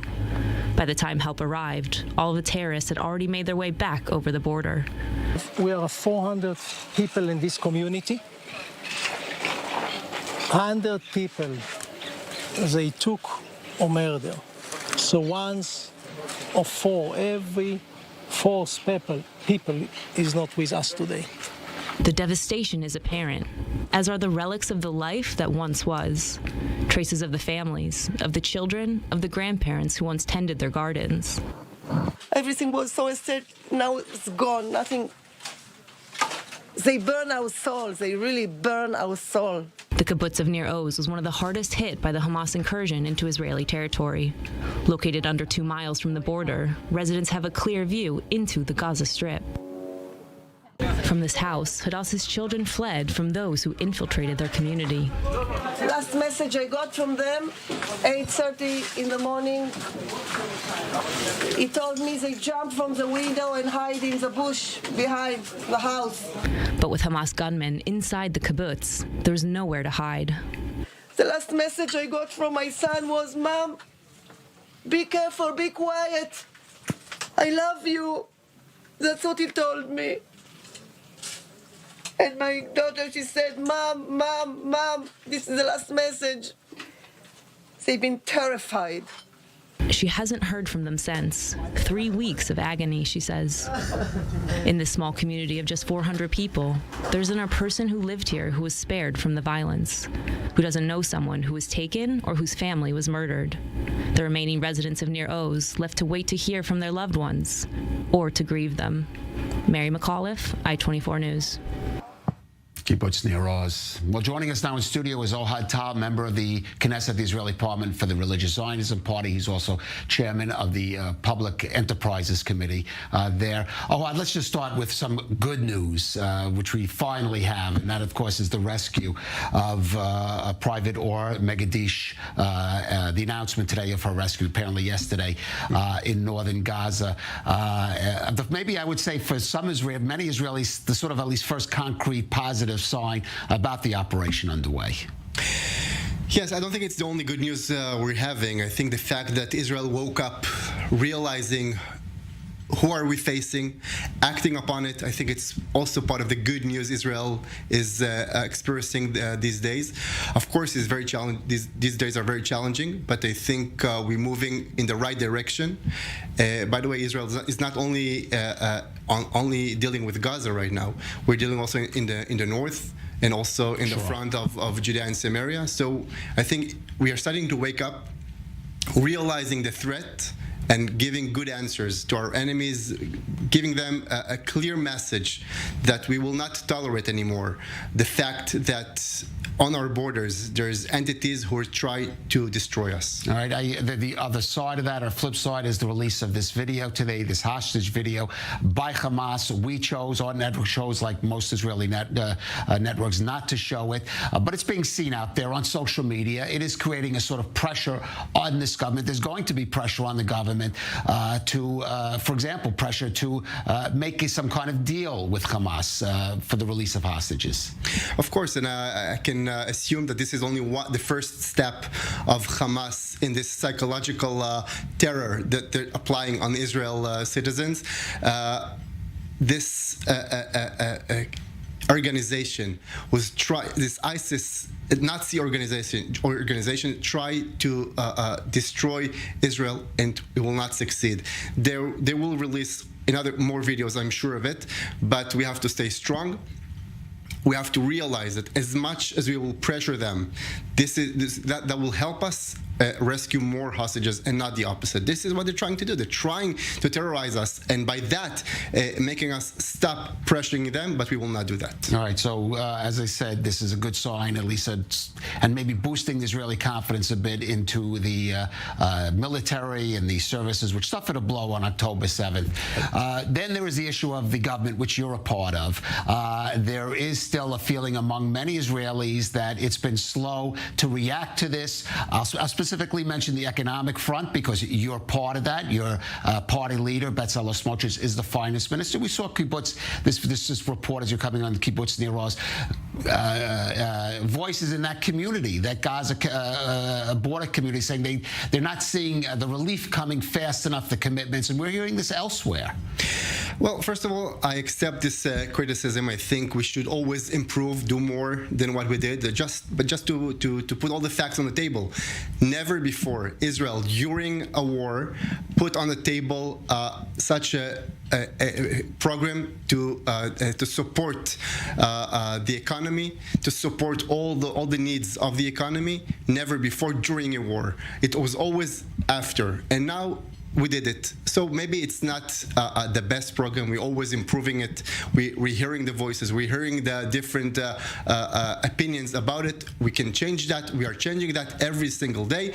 But I think the fact that the finance ministry put on the table a whole program, 8 billion shekels of a program to support the economy. I think it's a good news and it's a great step forward. All right. Now, you mentioned that Israel is dealing with a situation on multiple fronts, including the north and including Judea and Samaria, the West Bank. We've seen increasing clashes there.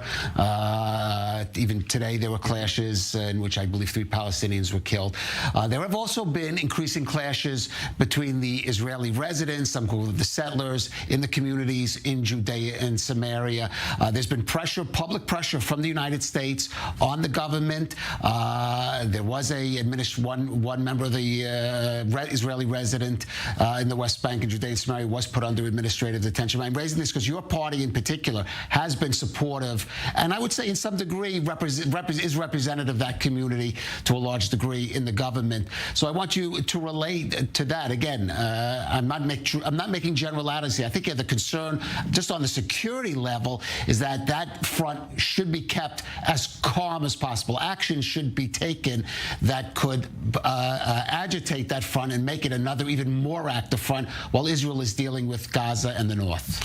First of all, of course, I think everyone should apply to the law and let the army do what it has to do, be focused on the great mission, and that is to defeat our enemies. That's for sure. But I have another advice to us all. Part of us being wake up is knowing the difference between our enemies and our people.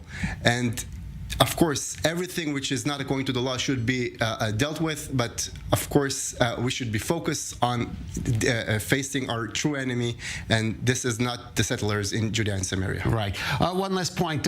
You were, before going in the Knesset, or maybe still, were you involved with the B'nai Akiva movement, the international, so you've been very active in World Jewry. I was talking with Ambassador Oren earlier about the rise in anti-Semitism that we've seen globally. Jewish communities all over the world. We saw some shocking scenes out of Dagestan and Russia yesterday.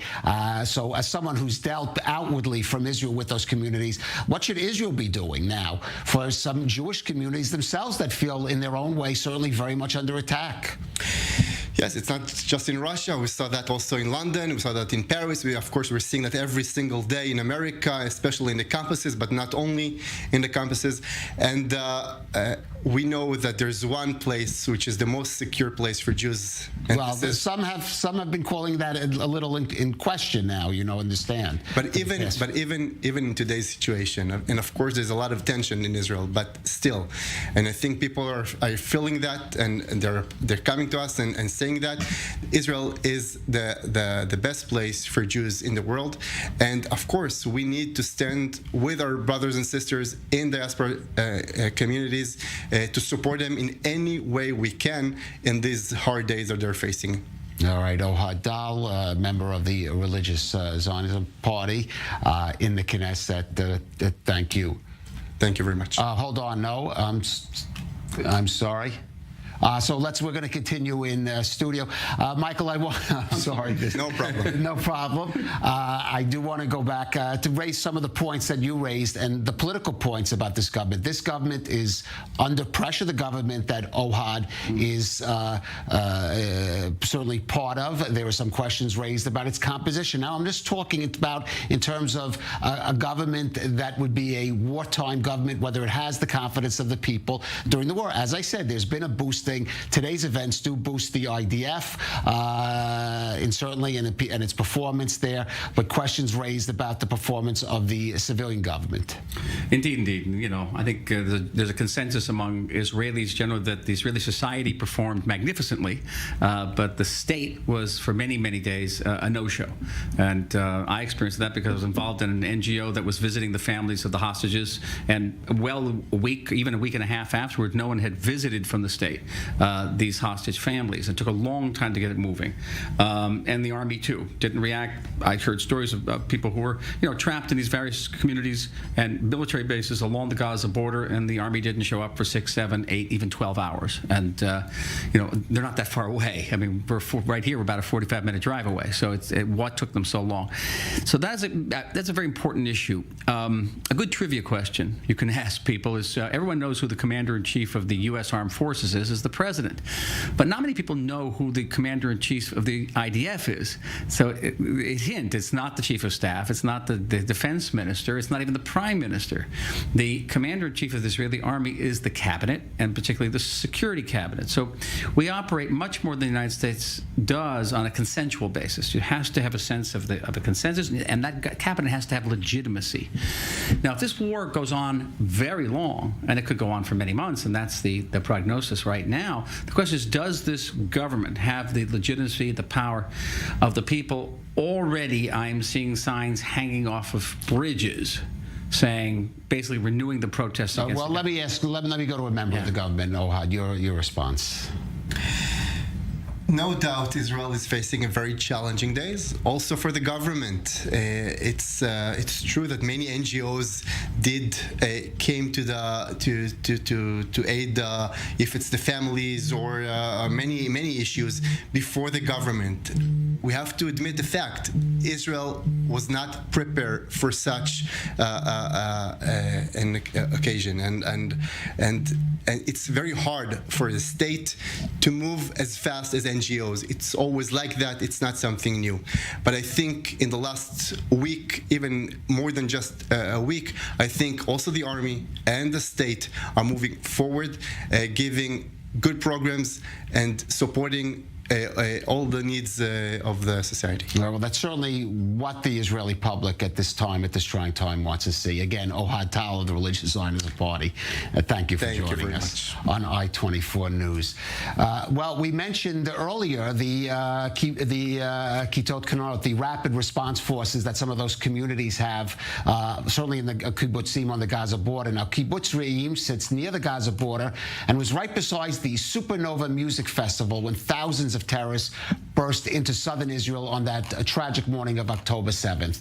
Like other communities in the area, it did suffer serious casualties, but it could have been worse, much worse there, save for the actions of a handful of residents who formed Re'im's rapid response group. For hours, they fought the terrorists with little backup, neutralizing many of them and holding off many of them until backup finally arrived. Well, one of that group is Imri Bunam from Kibbutz Re'im. He joins us now from Eilat, where he's been located. First of all, Imri, tell us about how it unfolded, at least the beginning of October 7th for you.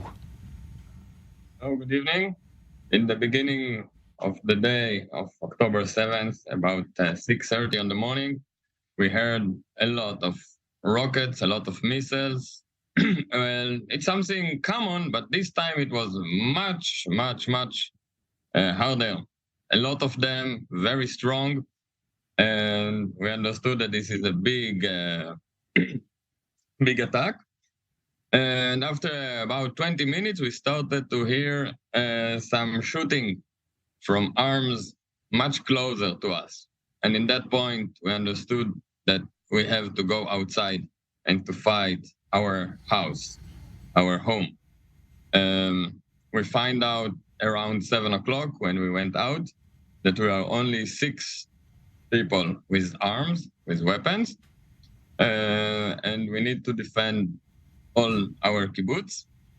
4 of these 6 went to the northern part of the kibbutz, and me and my friend Niv Tuvia, we moved to the southern part of the kibbutz.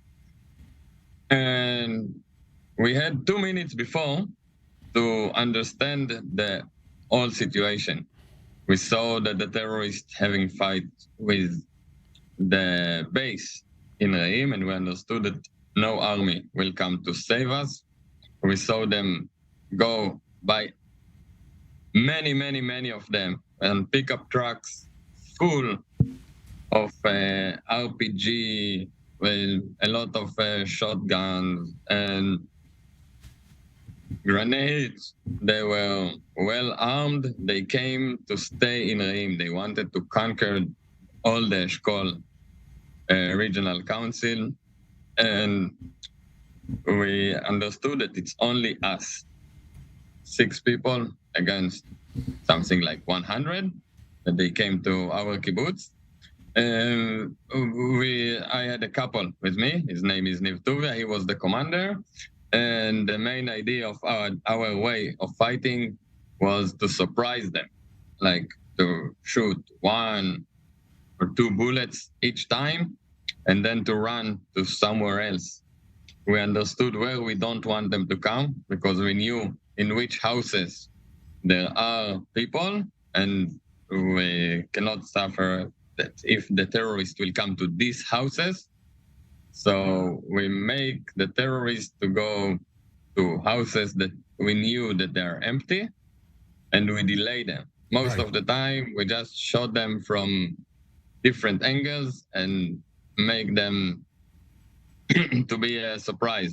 Right, and this went on for quite a period, even hours. Was there ever a point in which you felt, all right, I'm doing what I have to do to save the lives of my my fellow members here on the kibbutz, but at the end of the day, we're going to be overwhelmed, and this will be a sacrifice of my own life? Until 10 o'clock, this is what I felt like. But around 9:30, the first police came on on a vehicle. And they started to shoot from the outside of the kibbutz on the terrorists that were inside. And me and my friend, we ran. It was pretty much in the west side of the kibbutz. We ran to there and we shot a few bullets on the terrorists there. And then opened the way to bring another friend of our Kitat Konenut, that he was working on Eshkol Park. And he barely made it to come to the kibbutz. And he came inside the kibbutz with another 4 police officers. Right. They came by walking. They ran inside the kibbutz. And from that point, that was at 10 o'clock, I understood that even if something will happen to me, still there will be a force that will keep the kibbutz. That was the point that I felt like we're going to make it. Well, let me ask you, are you planning to go back to Kibbutz Reim? What lesson have you learned as someone there dealing with the security? What has to happen for you to go back there, and for you and the survivors of Reim to feel safe and secure once again there? First, that there will be no Hamas at all. We cannot live next to that monster. I don't know how they educated their children, how they make thousands of people, what they made in their mind to get inside Israel, to get inside the kibbutzim, and to burn people alive in their houses, and just to shoot many people, unarmed, older people, children. The world cannot have the Hamas. The Hamas cannot be in this world. And all the world need to understand that. Okay? It's not a fight between 2 armies. It was a horrible terror attack. It was a Holocaust to all our area, to all our community. And our community, it's all combined together there. It's called the community. Right. Not only Reim, we see people in the schools, in every activity, we are always together. And for you, you see pictures, and once we see these pictures, we know the people, we met them. And what happened to us, it's not only in Reim, it's to all of our regional council. It's very difficult. And first, that there will be no Hamas, no attack, no anything that will make us fear. All right, Imri Bunam, we wish you well. We wish the safe return of all of your friends and comrades there, and we wish for the revival of Kibbutz Reim in a safer, more secure future. So that's a day like, so your kind of heroism is never, as admirable as it is never called on again. And we thank you for joining us, and thank you for your service to your community and country. I mean, what's shocking, Mike, is realizing that this could have been much worse even on October 7th, would not for just a lot of individuals that rose up to the challenge of defending their communities in the face of this onslaught of Hamas. And it's interesting, you know, he says that the bottom line is there can be no more Hamas. And that is the one issue we always have to keep right in front of us. The pressure for a ceasefire mounts all the time. And we have to come back to the world again and again and says ceasefire means Israel's not just Hamas' victory, it means our death. We can't survive. These people will not be able to go home without a ceasefire. We won't be able to be safe in this studio without a ceasefire. We can't begin to rebuild our deterrence power in the region, and we can't begin the process of healing the relationship between the people of Israel and the state of Israel. Well, so let me ask you, as someone who's represented Israel in international forums, and you're still doing that, certainly in international media and international forums, how is it going to withstand that pressure? How it's going to make the case? Because we know that civilian casualties in Gaza, we can't rely on the numbers from Hamas. They're saying, the Hamas Ministry of Health now close to, if not over 10,000. Pressure is going to be put on. How should Israel be answering that? So the simple answer is we're going to resist it because we actually have to. We have no choice. We cannot give in to a ceasefire. Ceasefire is the end of this country. But I'm asking you how Israel is going to respond to those, should effectively respond to those calls. Well, so, for example, this afternoon I gave a briefing to members of Congress, a bipartisan committee, and made that case, explained to them exactly why a ceasefire. Because the problem is a ceasefire sounds great. Why should people kill each other? Let's have a ceasefire. Let's stop the war. And you have to make a case, you know, to paraphrase John Lennon, we have to give war a chance here, and a serious chance. That's a hard sell in today's world. It's a hard sell. Sure, it's very hard sell in campuses, hard sell in Congress. Try explaining that to the Democratic Party. But we have to. And we explain why. And you explain that, you know, after, you know, on December 8th, 1941, America didn't say, well, you know, the Japanese killed 3,000 of our sailors. They got a lot of American prisoners. Maybe we should have a ceasefire. Right. And they didn't say that on September 12th, 2001 either, after the Twin Towers were taken down by Al-Qaeda. Maybe we should have a ceasefire. And you put it in American terms. And you mentioned that, you know, as we all know, that the amount of Israelis who lost their lives on October 7th, proportionally would be about, you know, 45,000 Americans, and make that case. It's the best you can do. All right. I just note the Prime Minister this evening, he mentioned the Japanese and he did. He mentioned Pearl Harbor. I did not write that speech. But he also quoted the Bible, Kohelet, the book of Ecclesiastes. There is a time for peace and a time for war, and this is a time for war. Indeed. And but again, that is he didn't paraphrase John Lennon, though, did he? He did. He actually give war a chance. No, he did not paraphrase John Lennon. No, the Bible he did. Okay. Ambassador, but that's your job, Michael. Ambassador Michael Lauren, thank you for joining us on I-24 News, and stay with us. We're going out for a brief break, just a few minutes, but we will come back at the top of the hour for more on our continuing coverage. I-24 News, Israel's war against Hamas, day 24. We'll be right back.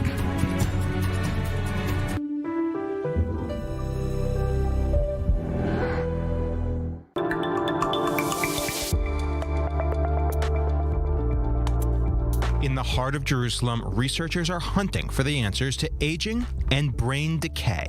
Alzheimer's is a neurodegenerative disease, meaning that there are nerve cells, neurons in our brain that are the key functional unit of the brain that are dying. You look at a textbook on Alzheimer's, it seems like a lot of the mechanism is already figured out. But when you try and translate that to the clinic, it seems like something is missing.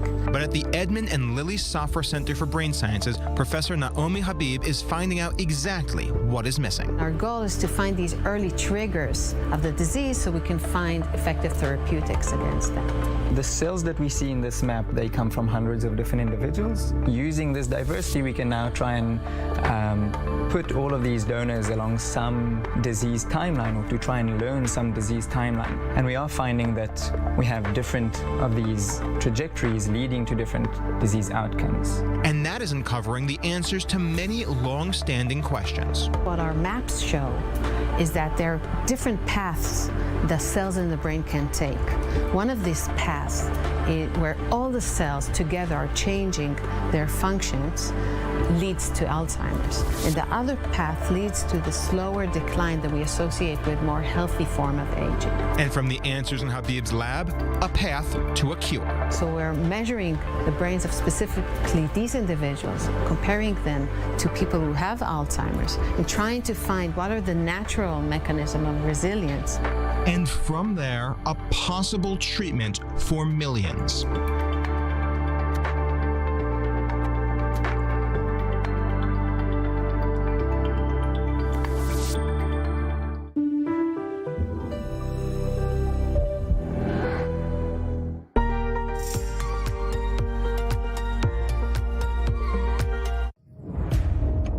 Over 1,300 people murdered and more than 3,000 injured, and the war with Hamas continues.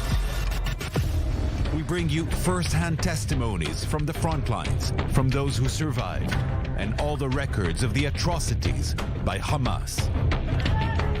Follow us as Israel fights terror from the south and north. Get the inside scoop on what's going on.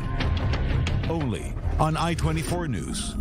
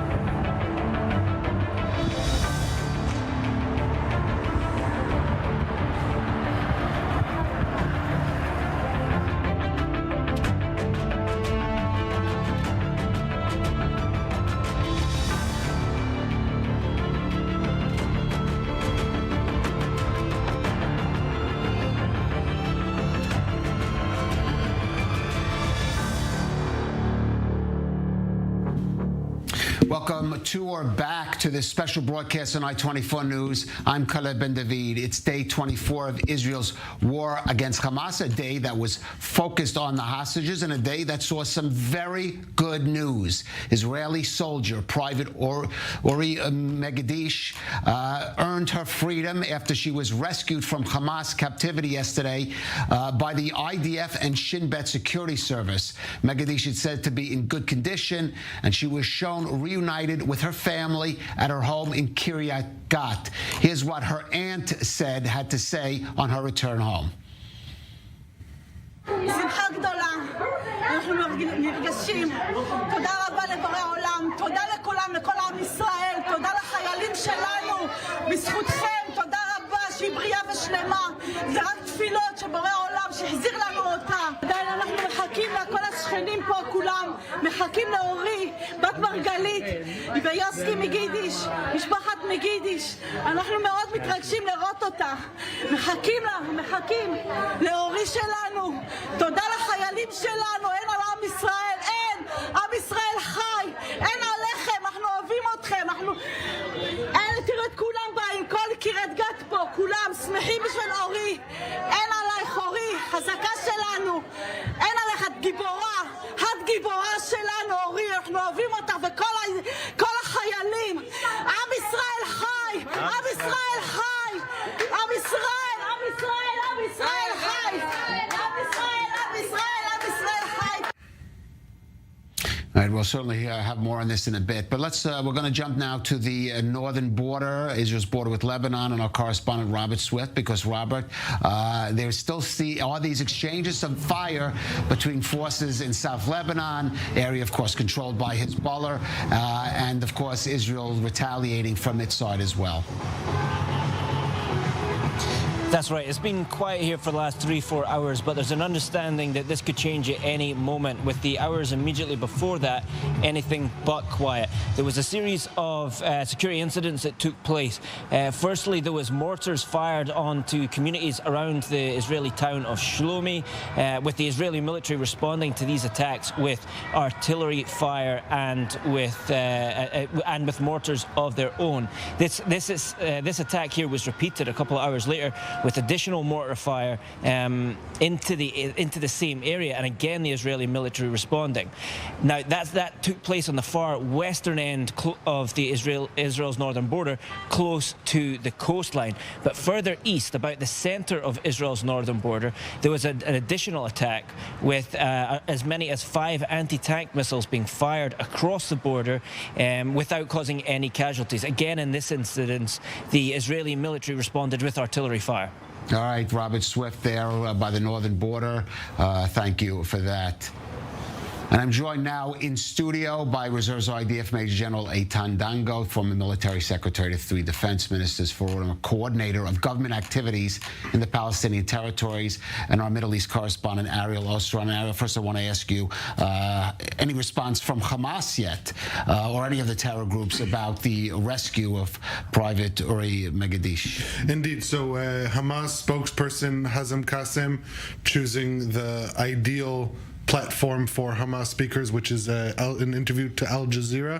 Qatar, who I'll remind you is a mediator, perhaps the key mediator in releasing the Israeli hostages. So on their airwaves, the Hamas spokesperson shows a little sign of concern on behalf of the terror group that Israel managed to release through military operation from within the Gaza Strip one of its hostages, a soldier. So the spokesperson saying that Israel will not get its prisoners except through an exchange deal that includes all of our prisoners. That's obviously reiterating the claim by Hamas, all of our prisoners for all of the Israeli hostages. We're talking about thousands. At least 6,000. Right. Add to that at least 3,000 Gazan workers who were detained inside Israel moments after October 7th. And so on the one hand, we see Hamas reiterating their claim, but the fact that they're specifying that don't try any more military operations. It won't work for you. Only through mediation, through a prisoner swap deal, will you get your hostages back. This is a sign that Hamas are perhaps even embarrassed at the successful release of one of the hostages. Successful rescue. Successful rescue, obviously. First they located her, then they rescued her, and I think the fact that this happened through an operation and not through a negotiated mediation has the terror group concerned. Well, let's, Eitan, of course the army is keeping secret the details. We know nothing other than IDF and Shin Bet were involved. Apparently she was in some area of North Gaza being kept, was not with other hostages as far as we know. But give us a sense of, you have that military experience there in Gaza. What could have happened? How could this have played out? I think you have to be aware that there are some efforts during this military operation that is running. First of all, it's intelligence effort. On the intelligence effort, you have the all ideas of what's going, but you have inside that is coming on a real time, some information that is coming due your activities, and also don't forget there are some people in Israel that we caught during the 7 and the 8 and the 9 during when we succeed to move out the terrorists and also to put our hands and to put on some of them lives. So I mean, when you integrate all the resources, all the opportunity, you have a picture of something to do, and meanwhile your activity, I think it's a great success that meanwhile you are maneuvering, you succeed to make an area, to close it, and to bring who is needed to be in such operation to make it in Gaza. And it was published that also special unit from the police first time was active in this. Right, that deals in hostage, especially, we know that unit deals with hostage rescue situations. So I would like to put also a proposition. I'm very happy for the release. Right. It's all the world, each one you succeed to survive and to bring him back home. But if you ask me as a military guy, I would be, instead of my colleagues now in the field, it's give you warm feeling, you put the helmet, and you are going to continue your mission, and we are on the start of this thing. Daniel Hagar, the IDF spokesperson, is speaking. Let's go to that. Private Ori Megidish, during a ground operation after she was abducted on the 7th of October. The head of Shabak met with Orit and her family in a very moving encounter. We managed to get her back. The commanders of the IDF, the people of the Shabak, all of them, we are all committed. We have a moral duty to do everything in order to bring back the hostages, all of them, home. I'd like to relate to the documents disseminated by Hamas earlier on. Their heart is torn by the cry of Danielle and the faces of Yelena and Rimon who are sitting next to her. Our heart is with you and with your families. Hamas is exerting psychological terror against us. It wants us to disseminate it, and it wants to hurt it. And because of that, we have to show resilience of iron, cool-headedness. We shouldn't collaborate with the brain game of Hamas. This is the only way we can win over it. The issue of the hostages is not just a national one, and the psychological terror is not just against us. It's a world issue that touches the heart of each and every one of us. This is a war crime and a crime against humanity in incredible dimensions. Until now, the message was given to 315 casualties, families, and 208 hostages with infants, children, women, elderly, injured, who are kept by a murderous organization. We are embracing the bereaved families and the families of the hostages. The IDF continues to expand the ground operation in the Gaza Strip. More forces are going into Gaza together with the combined attacks by air, by sea, and in these attacks, our forces eradicated scores of terrorists. The plan is going ahead according to our goals. Earlier today, we eliminated a unit of terrorists in the north. The forces of IDF attacked in Lebanon a whole line of terror infrastructure. We continue to be deployed around the border in the north. We attack anybody who shoots and tries to penetrate into Israel. And now I will answer questions. Can you tonight say Is there no movement near the hospital? We are talking about the fuel. The fuel, we follow it with all the means that we have. We exposed this information, and we spoke about the Shifa hospital, and we transfer all these data to all our partners. At the moment, there's no fuel in Gaza. As far as the hospital, we are following it. At the moment, we do not bring fuel into Gaza. This is a decision by the government. And what was your second question? What about the Shifa hospital? The Shifa hospital, you mean what? That's Rear Admiral Daniel Hagar, the IDF spokesperson, and he did relate briefly to the rescue of Private Ori Megadish and also to the hostage tape that was released by Hamas today. Let's keep the focus on the hostages for a moment. October 7th, of course, was a day of tragedy for all of Israel and also for many individual Israelis. Among them, Gilad Korngold. Now, as Hamas terrorists attacked Kibbutz Be'eri, 3 members of his family were killed, and 7 went missing, presumed kidnapped into Gaza. Among that group are his son Tal and daughter-in-law Adi, their 8-year-old son Naveh, and 3-year-old daughter Yahel, along with Adi's mother, aunt, and niece. To raise awareness of their plight, Gilad has worked with the tech firm Generative AI for Good to create a clip using a computer-generated image of young Naveh speaking to us from his captivity. Here is a bit of that.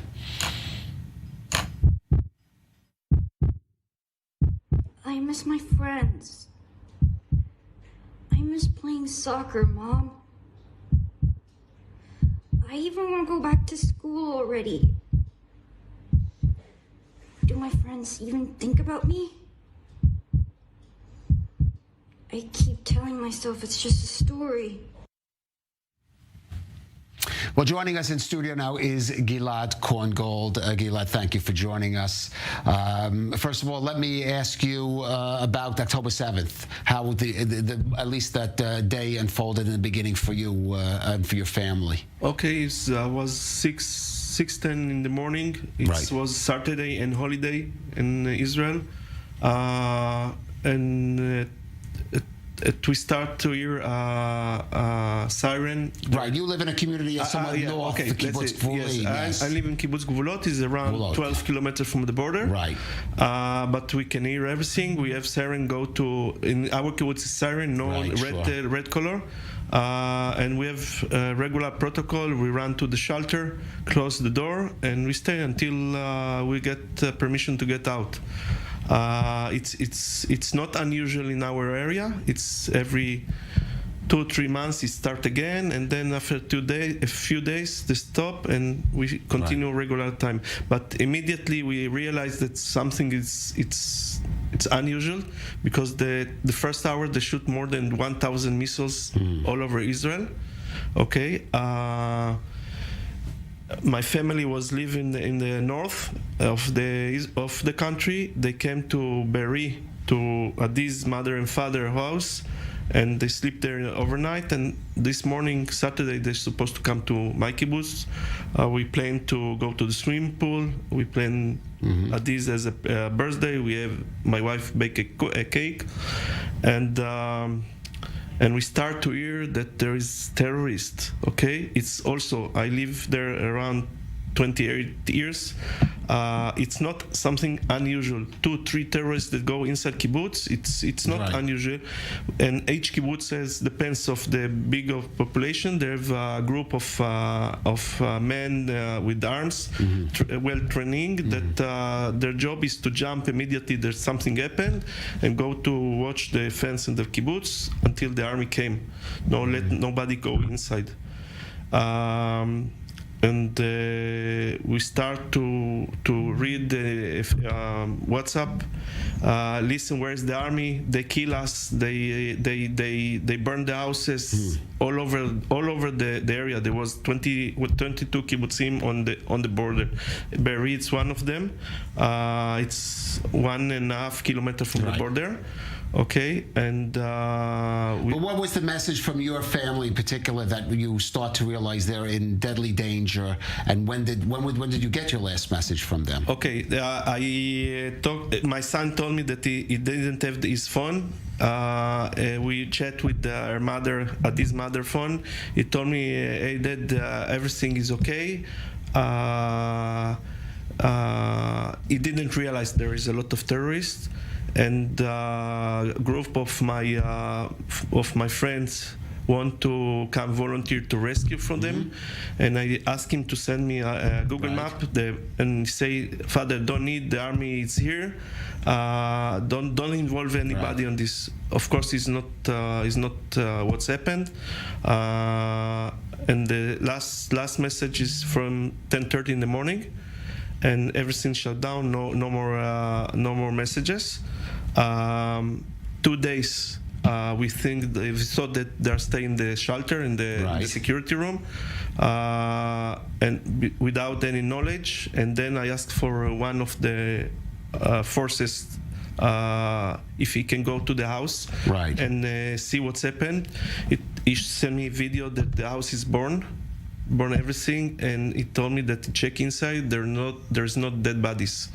And this time I say yes, it means that either they in Gaza, and we knew that they start to take people into Gaza. See videos, or they kill him outside. 3 days after, a member of the Kibbutz called us. He was captured by the Hamas. His wife and his daughter.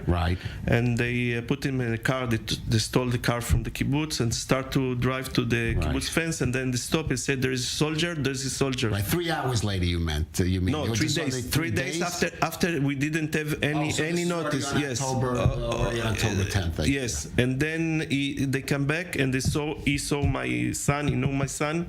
He took him on the feet. With clothes, with shoes, with everything. His hand is behind back, yes, with the white zip, and they throw him to the car trunk. And they start to drive to the border. Okay, so that's just... This guy escaped from the car with his wife and the daughter. They killed the wife, but the daughter and this guy is back in the kibbutz safe. So we know for sure that Tal was taken alive. We didn't have any other information regarding the other family, but now we know by Israeli authorities. You were contacted and said they've confirmed that they contacted me. Yes, they confirmed, not 100%.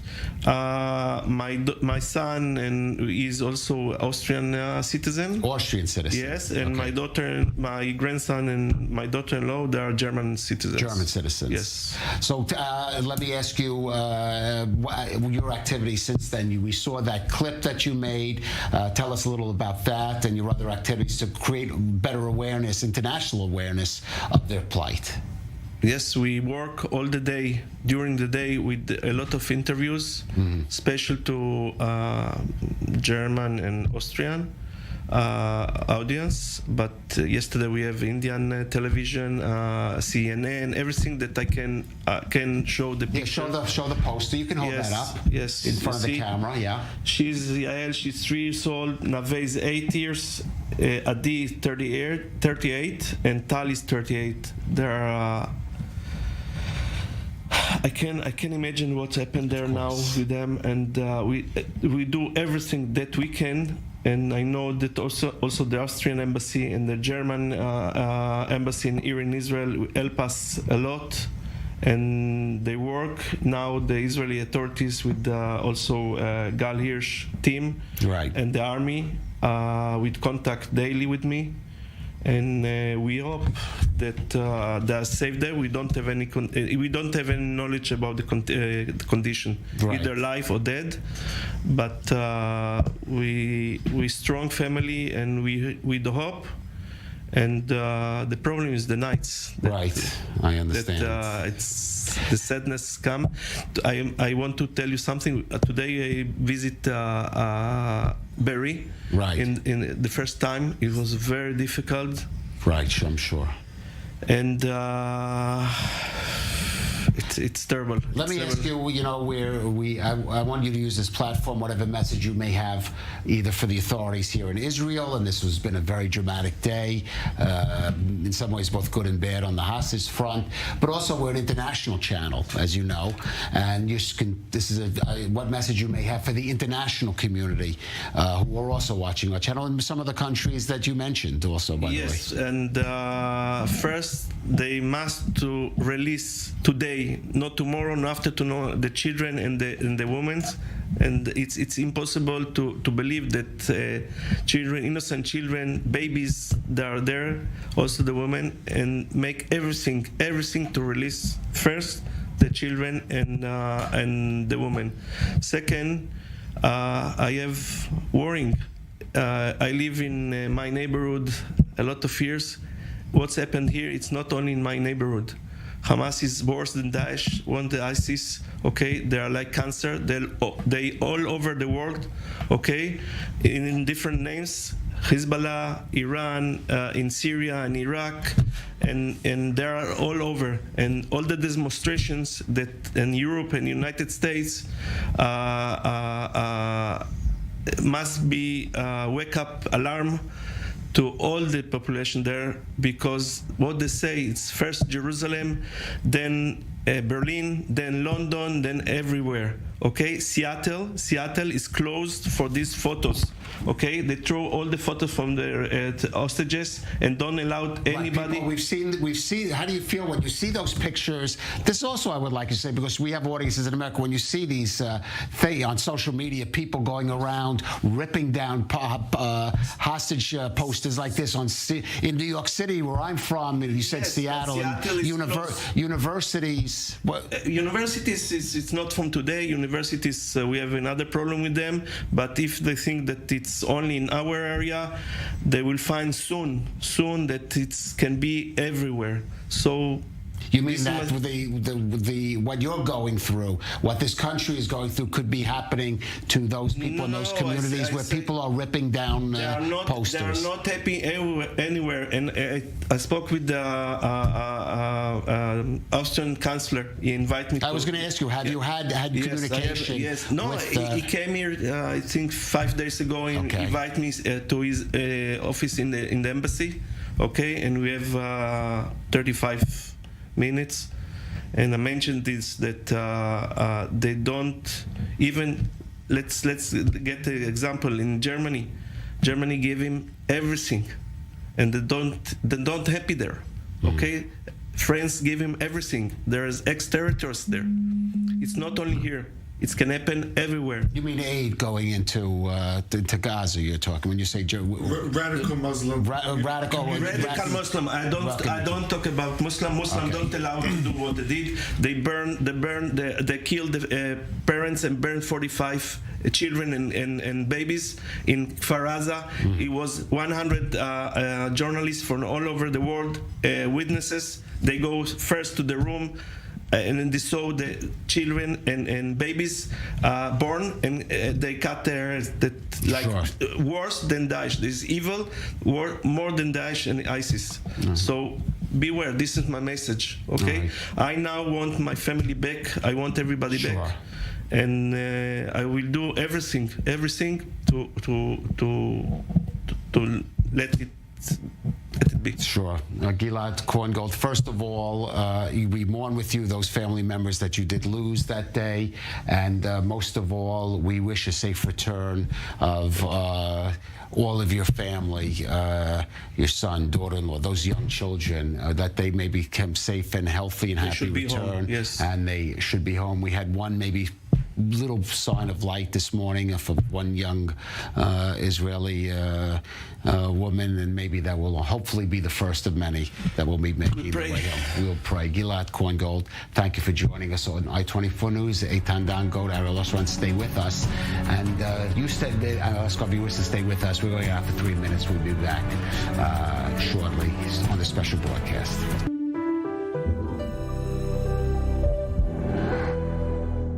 Made for Me, a unique concept in Israel. Custom-made men's fashion to your measurements. Made for Me, designer of all your events. Schedule your appointment at www.madeforme.co.il.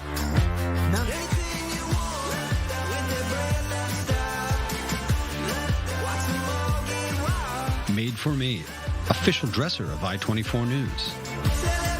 Good evening, ladies and gentlemen.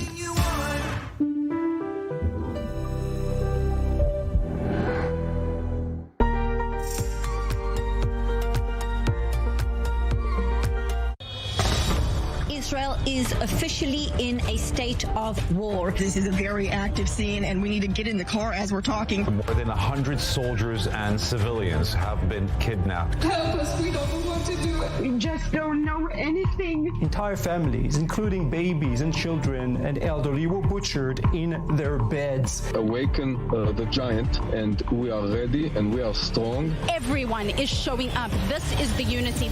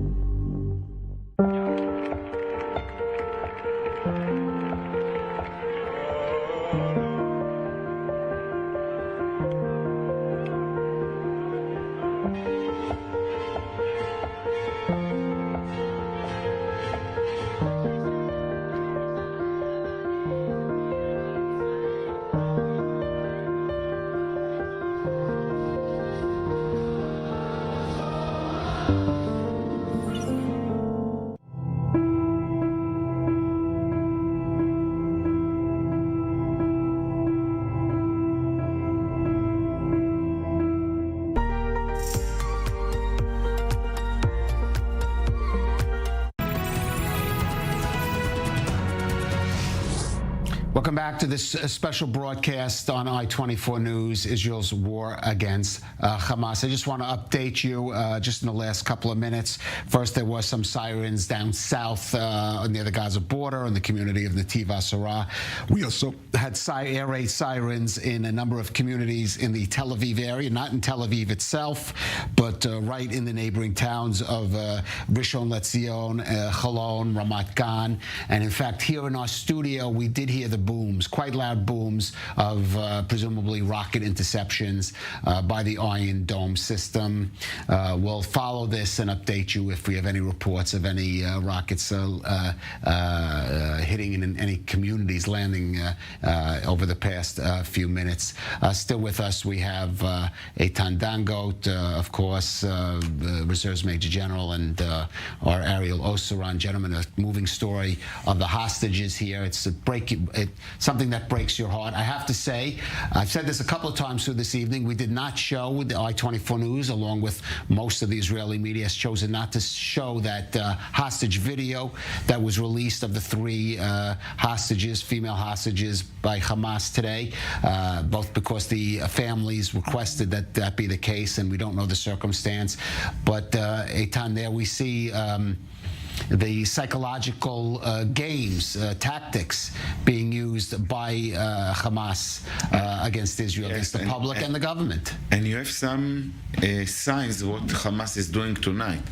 I guess that I estimate that Hamas was aware about what happened yesterday evening by the release of the soldier. Right, because the only thing we really know is that apparently that she was rescued yesterday, was made public. And so you don't have to be surprised with the picture of the three 3 women that were published today afternoon. Right. Secondly, came the message from Moscow about... Hold on just one second. I just want to point out live. This is not live. This is a couple of minutes ago. These are images of you see the flashes in the sky. This is the Iron Dome intercepting rockets above the Tel Aviv metropolitan area. We didn't have sirens here in Tel Aviv, but certain the neighboring towns, and there you see several those are at least 6 interceptions, at least 6 rocket interceptors fired by the Iron Dome system. So I just wanted to... The rockets themselves you don't see in the air. If Correct. you see something moving in the air, that is the interceptor, which is the missile. And the explosion in the air. But let's get back to your point. And the second issue was what was published tonight about the option of releasing of 8 civilians that have Russia's passports. Russian passports, yes. Russian passport. And the third is that the Israeli head of the Mossad has been in Qatar. All of this is to bring a picture that there is some kind of activities, and in my opinion, Sinwar is waiting also to see what will be in the north. Right, the leader of Hamas and Hezbollah. And by the way, and this is the main message, Israel continues with its military activities around Gaza, slowly, safely, surely, with integration of armors, infantry, air force, integration fire from the ground and from the air, and that is something that he starts to feel what is surrounding the city of Gaza. And this is for him a sign that he will try to stop the movement of the Israeli IDF forces. I don't see Hamas going now to a big procedure of agreement of releasing all the group, and in my opinion, Israel should say, we are making a deal for all the group, female soldiers and civilians, babies and all the others. And Israelis who do not hold foreign citizenship, because Hamas has tried to make that distinction. Together. And this is humanitarian, not the trucks that are coming from Egypt. This is the opposite of humanitarian. What we allowed now, it's something that we have to allow because there thousands of people who are waiting. There is a demand from the United States, but the real humanitarian is like the grandfather who sat here about his grandchildren is waiting for them. This is the reality. Each day you hear the stories and you cannot believe how these people can be called human people in this world. So Hamas, in my opinion, is not in a situation to go to release the hostages, but they are trying to make some game to stop the IDF movement. So Israel will continue. On the other hand, we will try the international activities, and I believe if there is a meeting point, it will be discussed deeply in Israel. All right, I just want to go can we go sound? Do we have our correspondent? No, not yet. We'll go there in a minute. Ariel, you were at that press conference this evening where Prime Minister Netanyahu and then the Defense Minister Yoav Gallant discussed it. I'm just coming back to you in a minute, Ariel. I do want to go back to Hamda Salhut. In the south, you had an alert there in that area over the past. It looks like there's some fire behind you. What's going on out there, Hamda? Right, Kalev, multiple red alerts throughout communities in Israel, central and southern. Behind me here, this fire is actually a direct hit. The situation is still developing. The rocket fire continues to come from the Gaza Strip. The Israeli military pounding targets inside of the Strip. Once they see where those rockets are coming from, we were actually able to see quite a large explosion, perhaps an indication that it was a rocket launching site that the Israeli military had hit. So while Hamas continues to fire these rockets, the Israeli military has been firm and clear that there will be no ceasefire. Hamas will either have to surrender without any conditions or face defeat and ultimately death. So you can hear that outgoing artillery, the military continuing to pound those targets inside of the Gaza Strip at this time. Several other types of weapons we've been seeing used, several sorts of cluster munitions falling from the sky, mortars, and anything else you can really think of is being seen on this front line. All right, Hamda Salhut there in the south for I-24 News. Thank you, Hamda.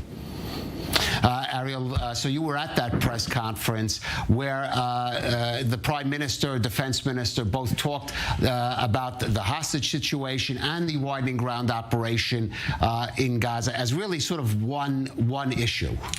One issue, but they're both dealt separately. I think the best way to describe Israel's policy as it was outlined by Prime Minister Netanyahu is that they're expanding the ground operation as if there are no hostages held by Hamas in Gaza, and on the other hand, or simultaneously, they're working to release the hostages through mediation, through negotiations, as if there is no fighting in Gaza. It does sound like an impossible task, but I think that is the strategy that Israel is taking upon itself right now. I will just note that regarding the sirens to central Israel, so MADA, Israel's emergency health services, are saying that there were no indications of impact or injuries. So that's regarding the latest barrage of rockets to central Israel. Perhaps what happened behind Hamda could shed more light as to the results of this latest barrage, but it could also be an interception that fell and lit the fire. Look, regarding the issue of the hostages, there is an understanding that this could limit the possibility of future operations like this from happening, because now Hamas is aware they could perhaps be altering their different I presume they are. I presume they would. Capacities. Yes. And in general, if we're looking, I agree with the assessment that they released the video of the 3 hostages knowing that already one of the hostages was released. And the fact that I-24 News, as well as other outlets, chose not to air it is because there's only one positive thing that comes out of these videos, and that's for the families, proof of life. Other than that, there is no value to watch these videos besides succumbing to the psychological warfare of Hamas. I will also just note that as this operation was being approved the night before last by the head of Shabak, Prime Minister Netanyahu was tweeting against the head of Shabak, blaming him for the responsibility of October 7th. We'll leave that aside for the moment. Gentlemen, just stay with us. I want to just turn away from Israel for a moment, because the repercussions of Israel's war against Hamas extend far beyond the borders of this country, even beyond the borders of this region.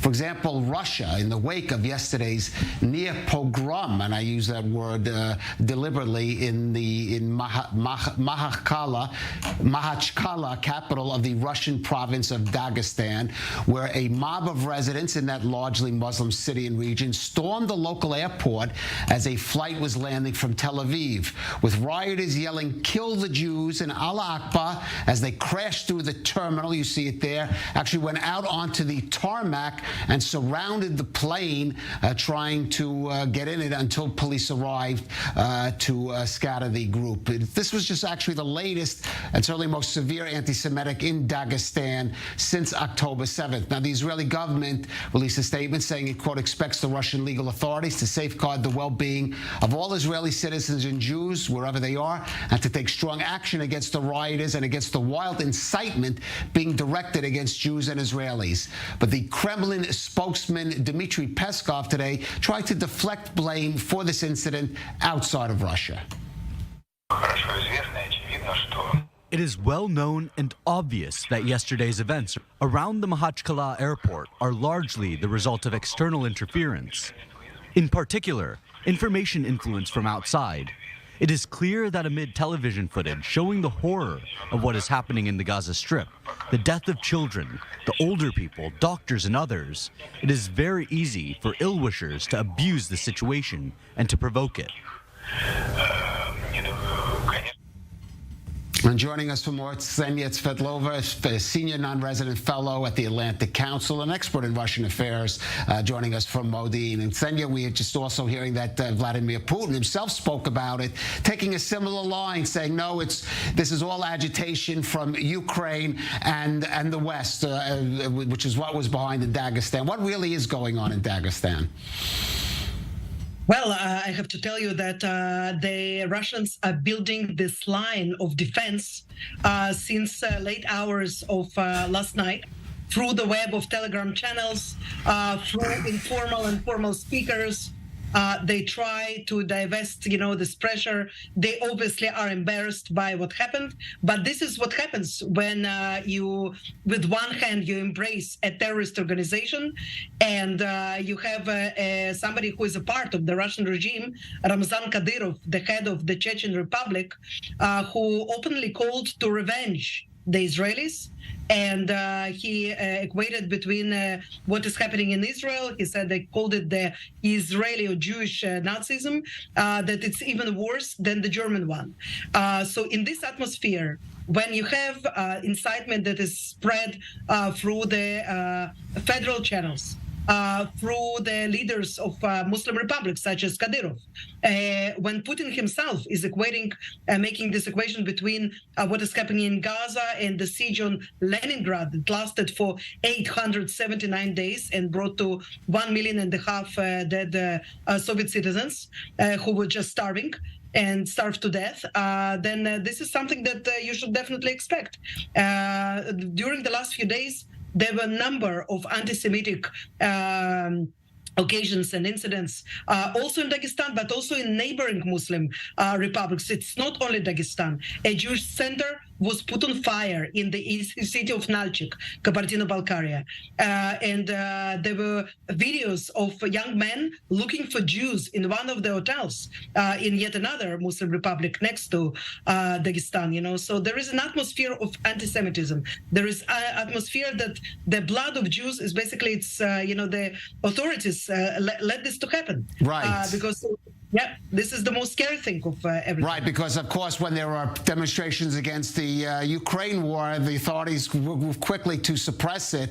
The question is how far this could go, and how concerned should we be about the Jews from Russia? The rabbi in the responsible for Dagestan has actually urged that all Jews leave or be evacuated out of that area.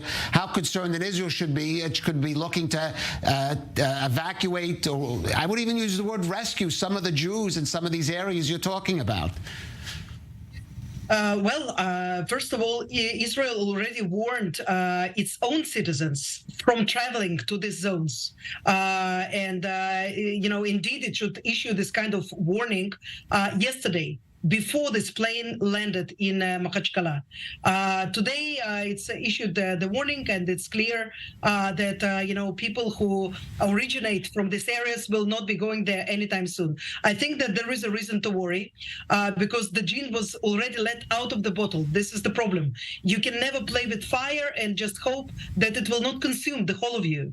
And while, Putin is saying that this is unacceptable, and even Kadyrov just spoke, the Chechen leader just spoke, and he said that we cannot accept something like going to an airport and searching for Jews and for violence. Of course, he couldn't mention the word anti-Semitism. He couldn't utter this. But despite all that, there is still turmoil in the Telegram channels in Dagestan. Russia today tried to suppress the use of Telegram, and it was not available to many users. We don't know for what reason exactly, but this is what happened. And I can tell you that yesterday, during this almost pogrom, I agree with the word that you used, many of these rioters that were, by the way, called by Washington Post protesters, not more than that. So they said that, that they will also try to harm the authorities that serve the Jews and the Zionists, and they will definitely continue with the search of the Jews and revenging, the blood of the Palestinian children, and et cetera, et cetera. Disturbing. We're seeing scenes that hark back almost to Tsarist era events. Ksenia Svetlova, thank you for joining us on I-24 News. Well, that is truly disturbing development. It's part of the globalized nature of this conflict. You can identify it from the United States, due some places in Europe, in others. It's something that should be worried the leaders of the Western world. And as it was said here before by the grandfather of the family that was kidnapped. And what he said is true. You see how now the deep of the involvement of these radical Muslims in these countries are taking apart a noise active, and it will bring them to their places not far from now. But be with you honest, it's not my problem now. Our problem as Israeli nation is to make it clear that in such event, what happened to us on the 7th of October will not return, because what's going in Russia and other places shows us much more than anything else, that the only place for the Jewish nation to live, to be safe, is only in this country, in Israel. And we have to complete these goals. On one end, destroy Hamas capacities, on the other end, to make sure that after this war, the mother that opened a window in the north border, not only around Gaza, will not see Hezbollah people standing few hundred meters from her home and threatening her. And I was in the north few days before the 7th of October. What's going there is something that we cannot allow ourselves to live. We have the north, we have the south, we have the east. Israel should be safe everywhere. The question, Eitan, and that people are asking is the clock though running on Israel? Is it going to have the time to complete that mission in the face of what's going to be international pressure? There was a positive sign today, certainly the release of one hostage, but out of 200, and the latest figure was 29, I believe. The question is, was international pressure, which is coming from the United States, from Europe, demands concerns over civilians, I think, and the humanitarian issue. I think that there is humanitarian effort in Rafah from Egypt that will continue and be open from now till the end of this area without one thing, fuel. They have fuel underground for 2 months at least. I was the Kogat at the past, and they prepared this kind of murderer, they prepared their living for weeks after it. This is the way Hamas is making. There is two Hamas countries. One is above the ground, what you see in Gaza, and you have the underground. Hamas has what it needs under the hospitals and other parties of this area. They are using the civilian as a human defense for themselves. Secondly, in my opinion, we have the time to complete the mission on Gaza. But one remark, the key point will be, in my opinion, from Wednesday till Sunday, the reaction in the north, because that part will bring Israel in the military effort to show already what they are going to do and what they achieved till then, and that will be the response of Hezbollah. Don't forget, Friday you have the speech of Nasrallah, and you have the cabinet of terror that was meeting few days ago by the head of the Iranian foreign affairs minister. You have the heads of Hamas, Jihad Islamic, Hezbollah sitting with him. This cabinet has decisions, in my opinion.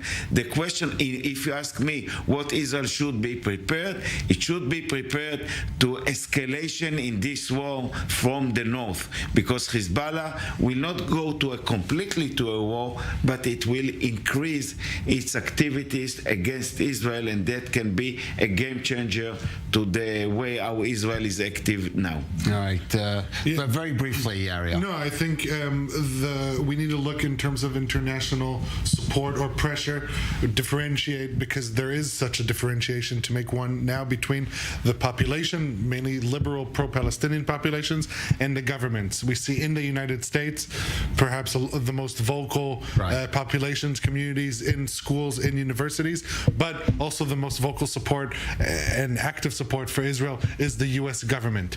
And when you're in a situation where people are tearing down signs of hostages in the name of human rights, but they don't say anything about the International Red Cross not not getting access to them. That just shows that it's not human rights that are pushing them. Unfortunately, for lack of a better word, they're being used as useful idiots for Hamas propaganda, and that is unfortunate. Luckily, the governments are not in that position right now. Ariel Osirani Tandango, thank you for joining us. We started the show talking about the rescue of Israeli soldier Private Ori Megadish from Gaza. Let's go back to the issue of the hostages. Within days of the October 7th attack, a team of over 1,000 professionals and volunteers built a joint headquarters in Tel Aviv to help the families of the hostages and much more. It's called the Hostages and Missing Family Forum, where those families are giving a warm hug and mental health resources. Our Emily Francis went over there to check out how they are doing their work.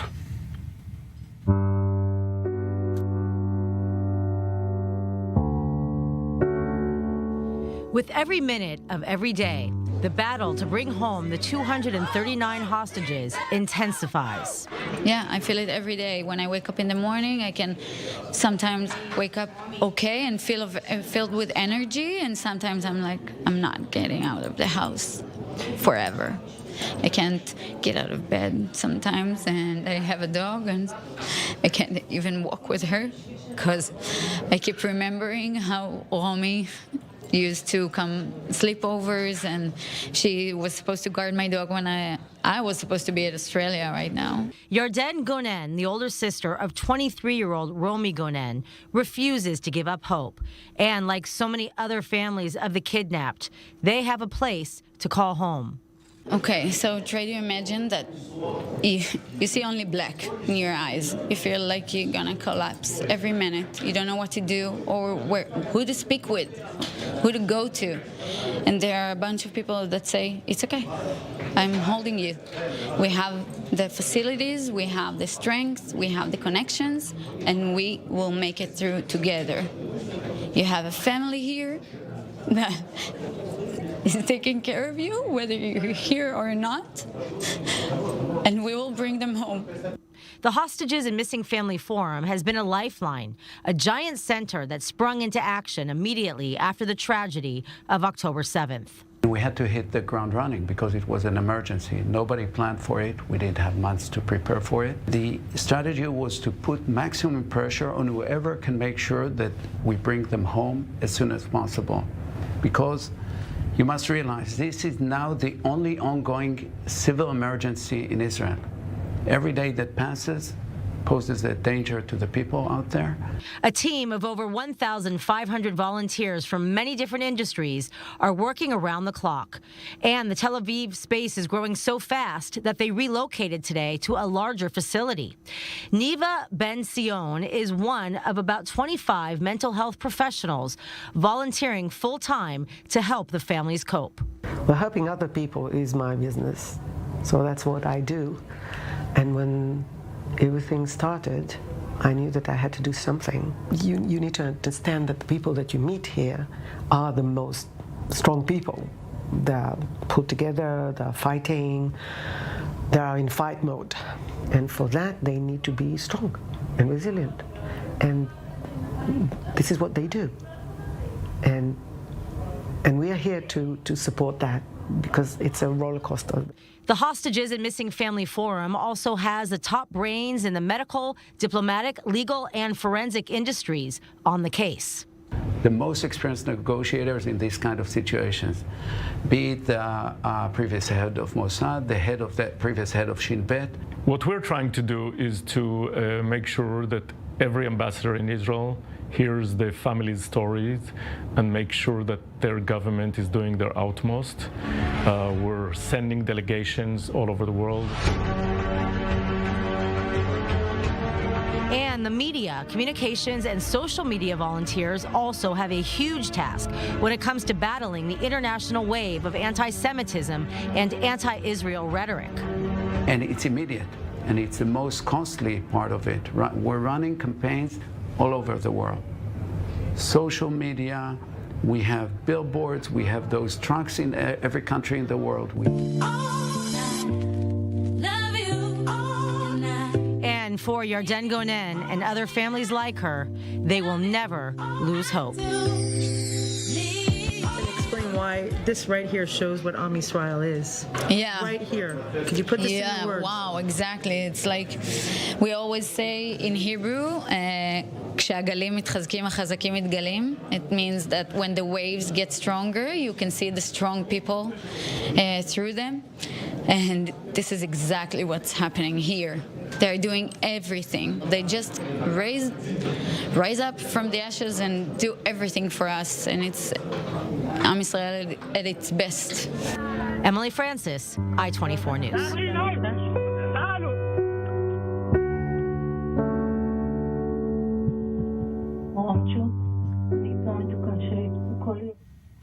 And may all those families see their loved ones return safe and sound, such as we did with Uri Megadish today. That ends this broadcast on I-24 News, but please stay with us for more on our continuing coverage of Israel's war against Hamas as Day 24 comes to a close.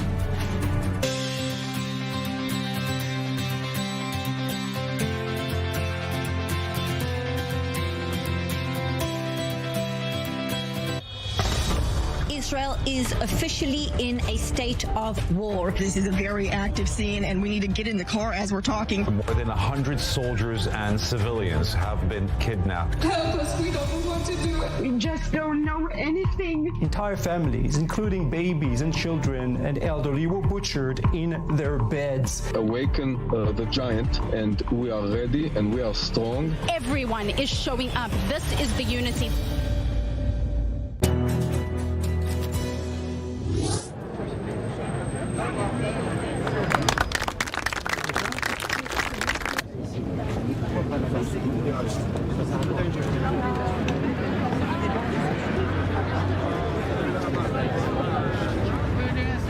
Every time I need somebody to explain to me.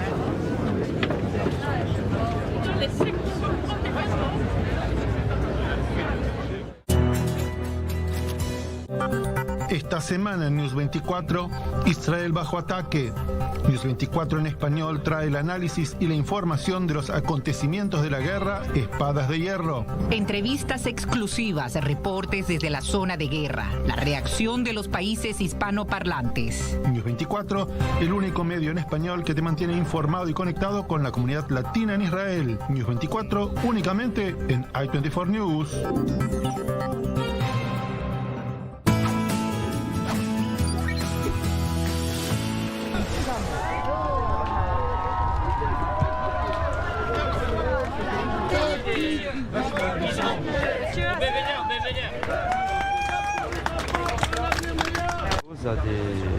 À des contraventions, cette chose a des poursuites.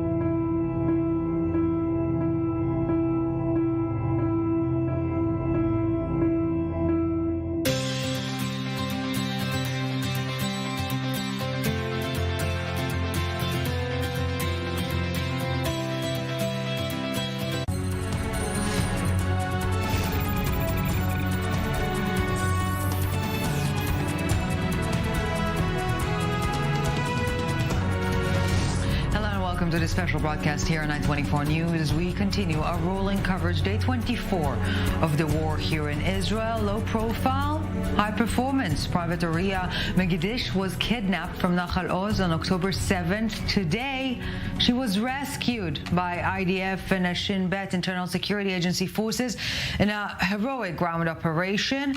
The culmination of several days of planning. Tonight, she's going to sleep in her own bed.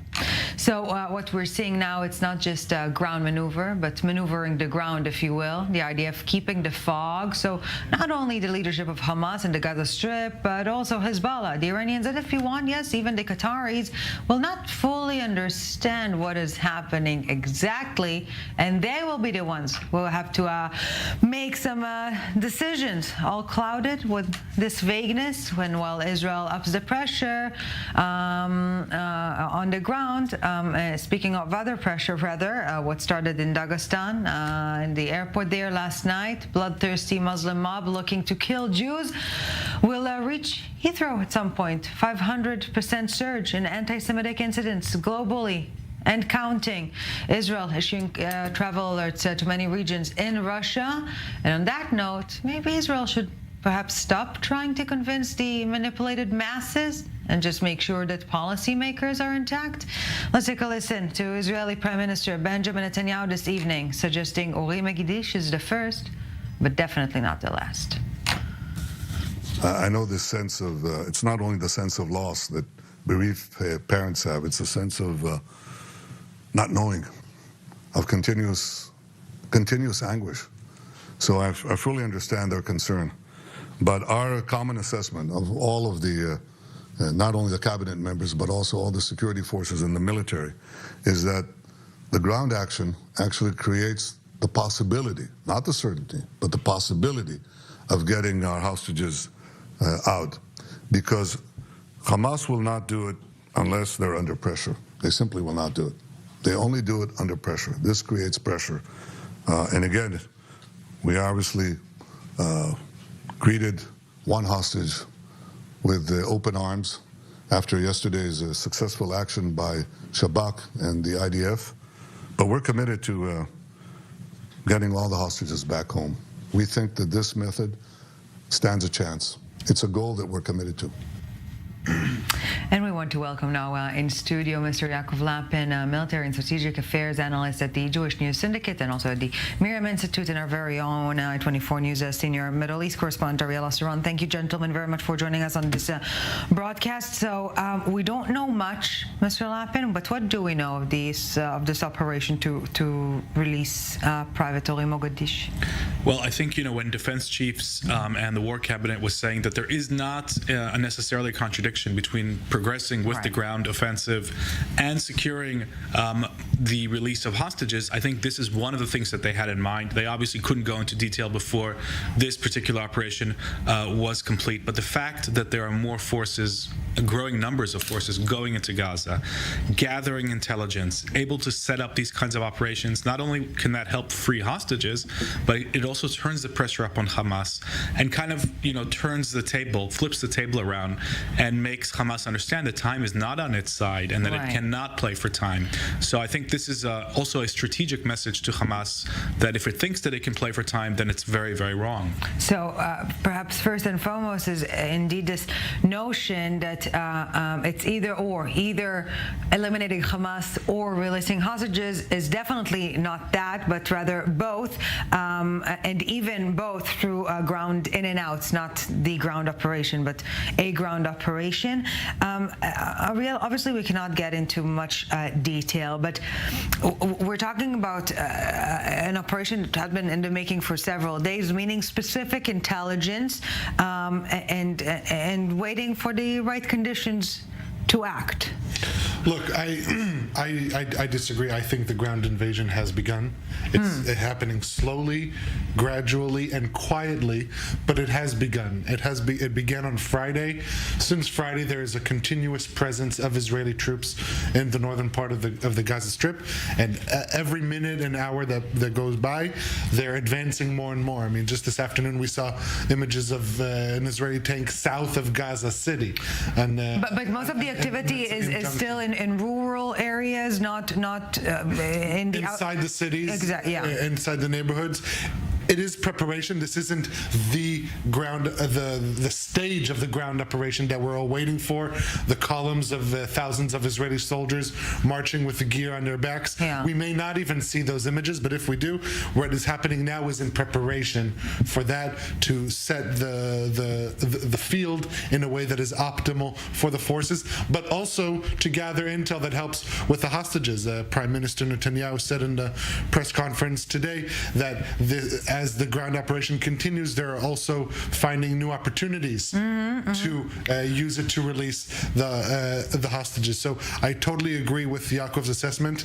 I think the way at least the government, Prime Minister Netanyahu, is outlining Israel's strategy regarding fighting and hostages, that they're moving forward with the ground operation as if there are no hostages, and on the other hand, they're working to release the hostages as if there is no ground operation. It does sound imaginary how this can play out, but indeed. Well, welcome to post-October 7th. Everything sounds. And that explains why we're working with the U.S. on both issues, but they're cooperating also with us also militarily. On the other hand, Qatar, which is through their TV network Al Jazeera, pumping Hamas propaganda since October 7th, they're the key mediator. The question, I was at the press conference, I didn't get a chance to ask the Prime Minister a question, but the question I did want to ask him is, how can we say, or how can he say to the Israeli public that Qatar here is mediating in good faith? I don't know that he can. The National Security Advisor even commending them for their positive role.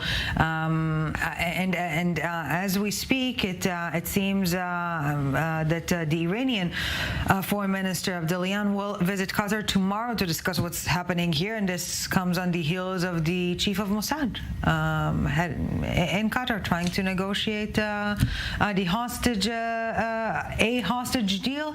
Mr. Lapin, they're reporting no breakthrough, but yes, progress. So, of course, we're under a veil, and it's deliberately vague. And just to touch on what we were talking about earlier for a second about the location of the ground forces, that's also being kept deliberately vague. But there was a very interesting statement released by the IDF this morning, and it said that during the offensive, they were spotting the location of the enemy, anti-tank positions, and terrorist and staging area. And one of the places where soldiers spotted the enemy was the area of Al-Azhar University. Now, if you look on the map of Gaza, that's in Gaza City. So that is a clue about how deep some of these forces may have already gone into. And it's being kept vague. We really don't know what the location is, but that is a piece of information that the IDF published on this one. So this could be a lot deeper than we realize.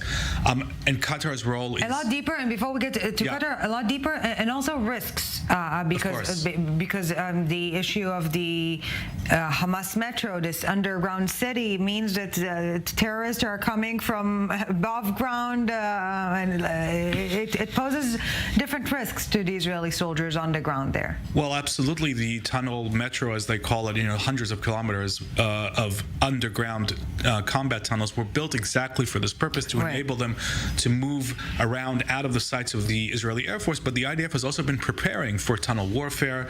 We've seen many of these tunnels and shafts being hit by the Air Force. Hundreds of these targets struck in recent days.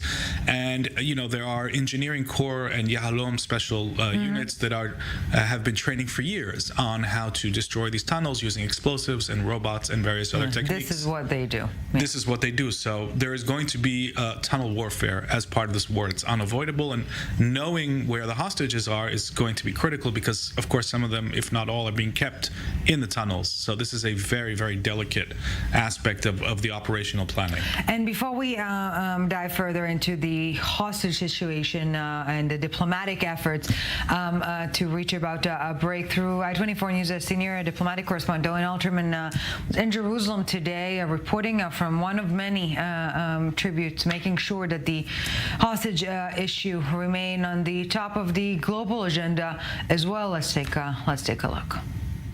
One hostage may thankfully have been rescued, but more than 230 others are still in captivity in the Gaza Strip.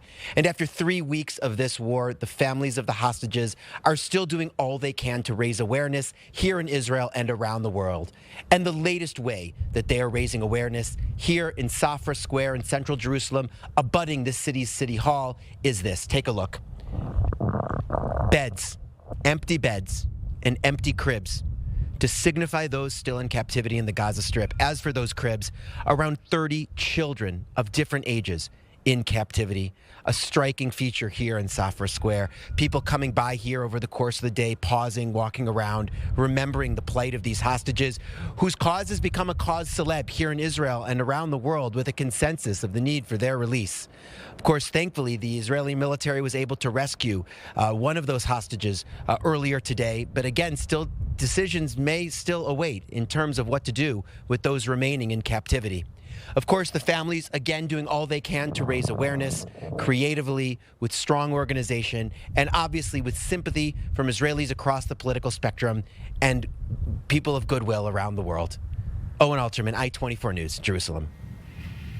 And Mr. Lapin, before we headed to Owen in Jerusalem, we began talking the Qatari role in the mediation and the visit of the chief of Mossad there this weekend. As mentioned, tomorrow, the Iranian foreign minister there. What's your read of the situation?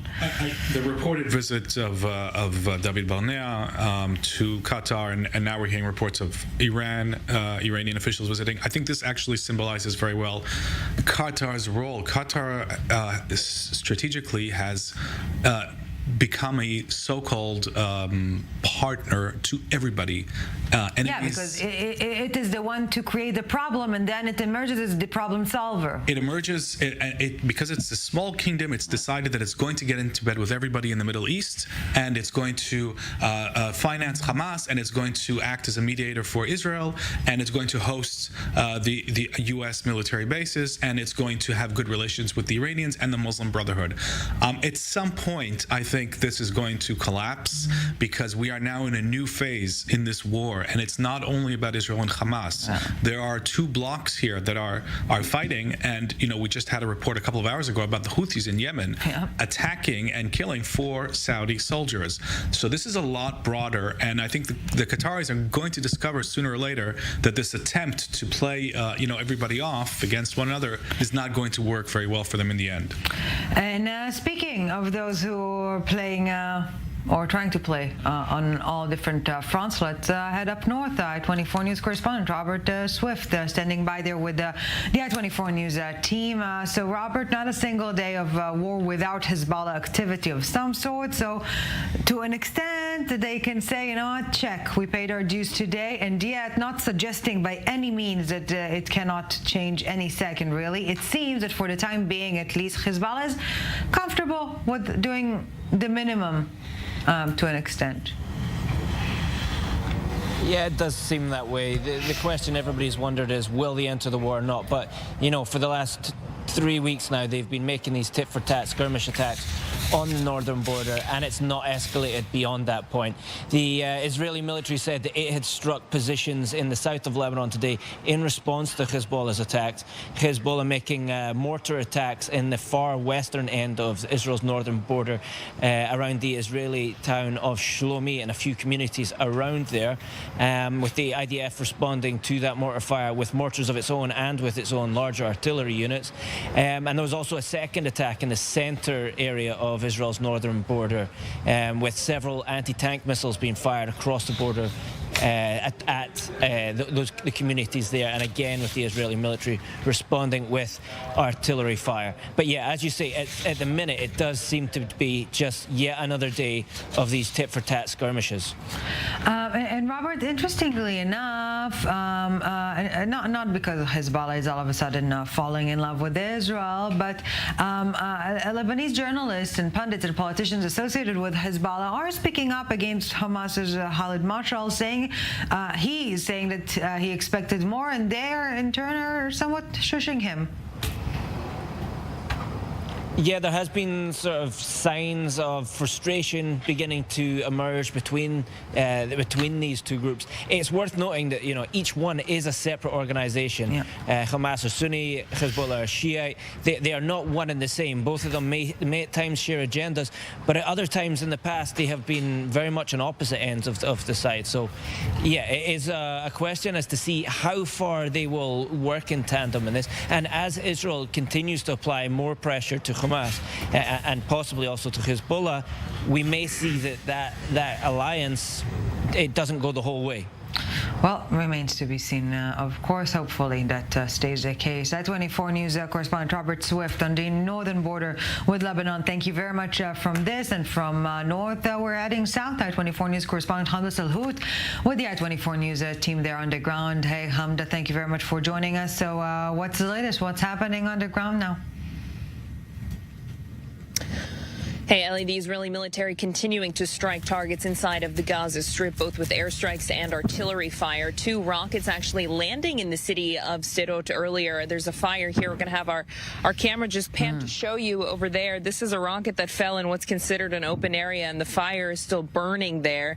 The problem is that rescue teams like firefighters can't really get this close to the border at these hours under the blanket of darkness out of fears of them being targeted. We saw this happen similarly in previous escalations along the border. The Israeli military now continuing to use different types of weaponry inside of the Gaza Strip. We've been seeing a lot of cluster type of munitions falling from the sky after rockets had been fired from Gaza. Now the Israeli military also apparently targeting a rocket launching site inside of the Gaza Strip. We were able to see a huge explosion from exactly where the rockets landed. So the situation continuously developing, constantly evolving. The Israeli Prime Minister has said tonight that calling for a ceasefire is asking Israel to surrender, an indication that the war will go on for some time. Ellie.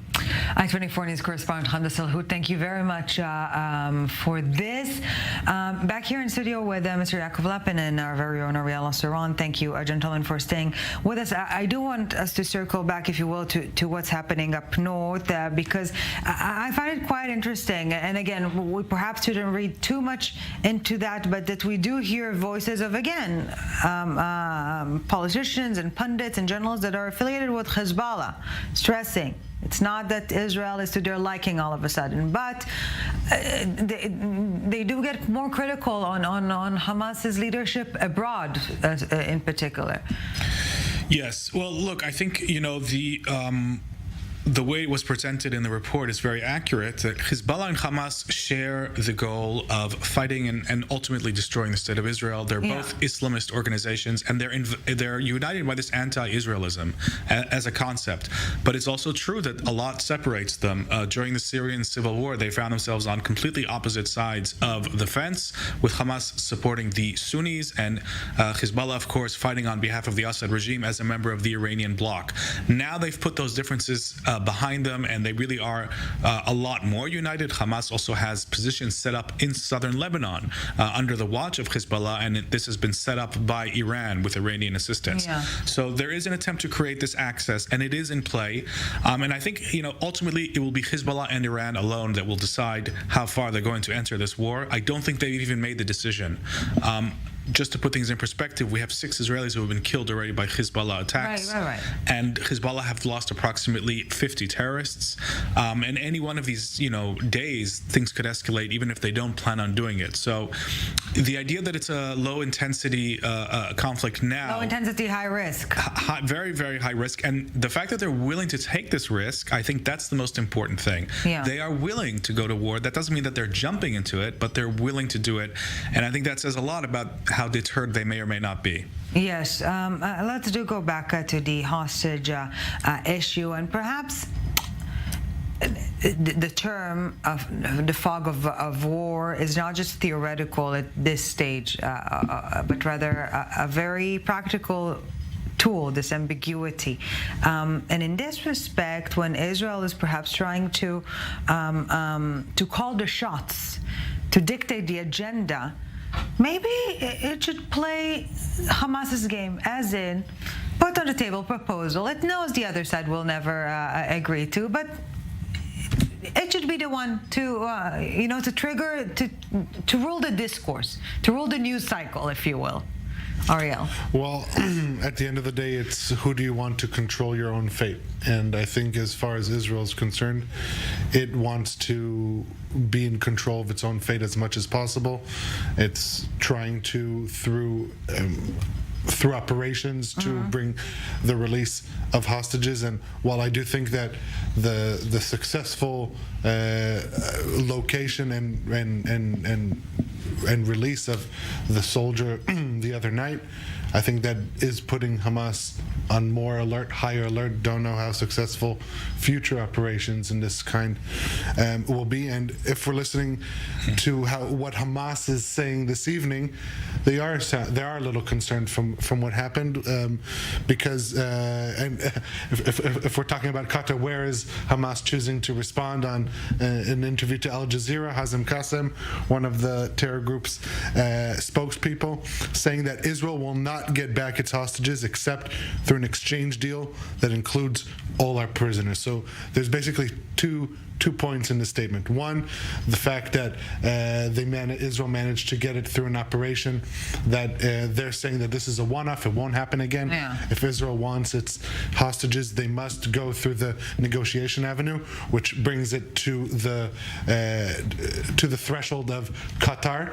And the other side of that, the other part, is the all for all of Palestinian security prisoners. We're talking about over 6,000 in Israeli jails for 239 or 38 hostages held by Hamas. They've been pushing this from day one, and they're reiterating it now with the concern that Israel has had operational success in releasing its hostages, albeit only one, but we're just in the beginning. But it seems that the more pressure on Hamas, the more their incentive, Mr. Lapin, to keep the hostages safe and the well-being,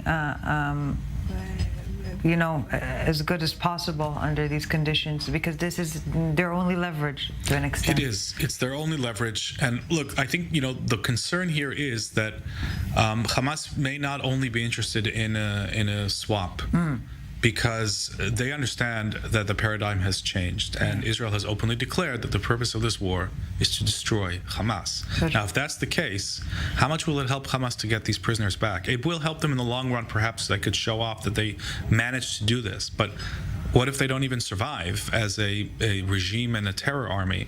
And therefore, the suspicion is that what they're trying to do is take the momentum out of Israel's war, slow it down, keep the negotiations going until something else happens, American pressure, or the North ignites, and that could be what they're really trying to do.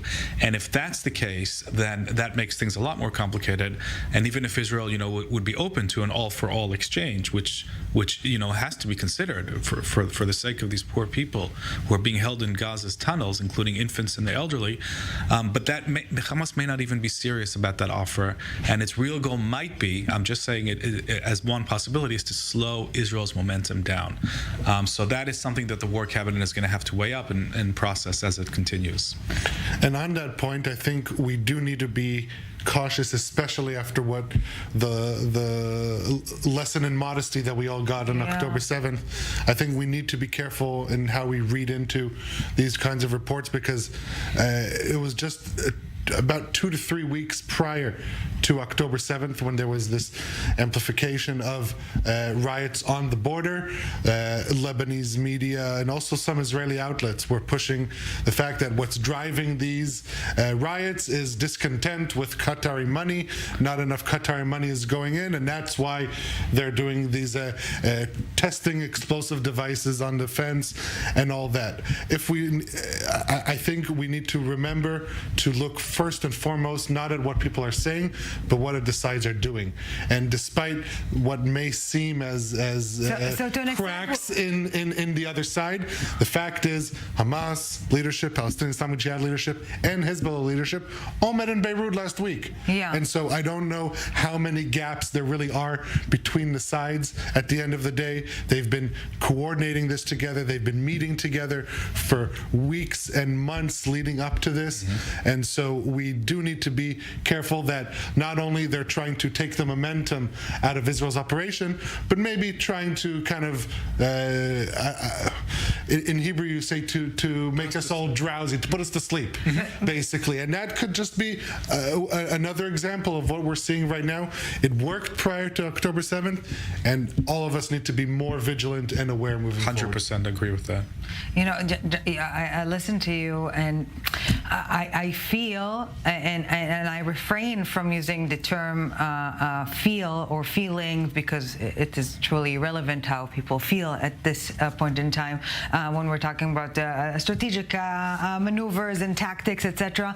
But it seems as if we're all becoming emotional chameleons to an extent, because I can see my physical reaction to it is all pending the last person I've listened to. Sometimes I get to such lows of despair and then those peaks of confidence, and it's really the objectives on the ground do not change so drastically, but the analysis does.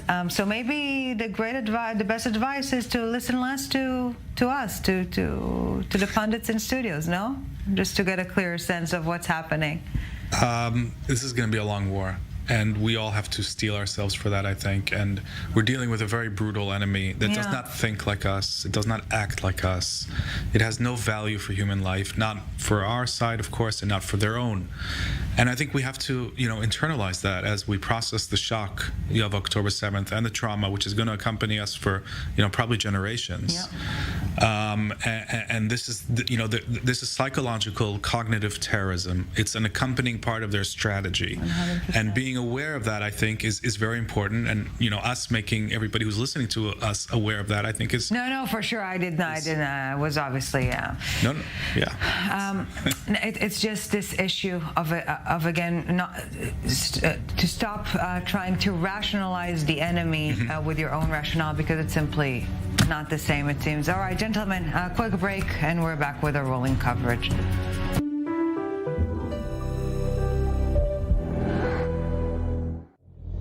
Israel is at war. Make an investment in Israel bonds. It is the most powerful and direct way to stand with Israel. Visit israelbonds.com and invest now.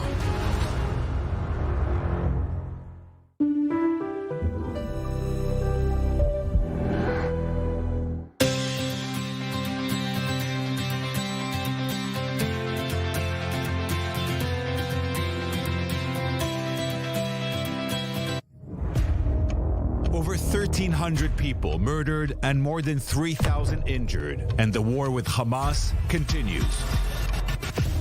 We bring you first-hand testimonies from the front lines, from those who survived, and all the records of the atrocities by Hamas. Follow us as Israel fights terror from the south and north. Get the inside scoop on what's going on. Only on I-24 News.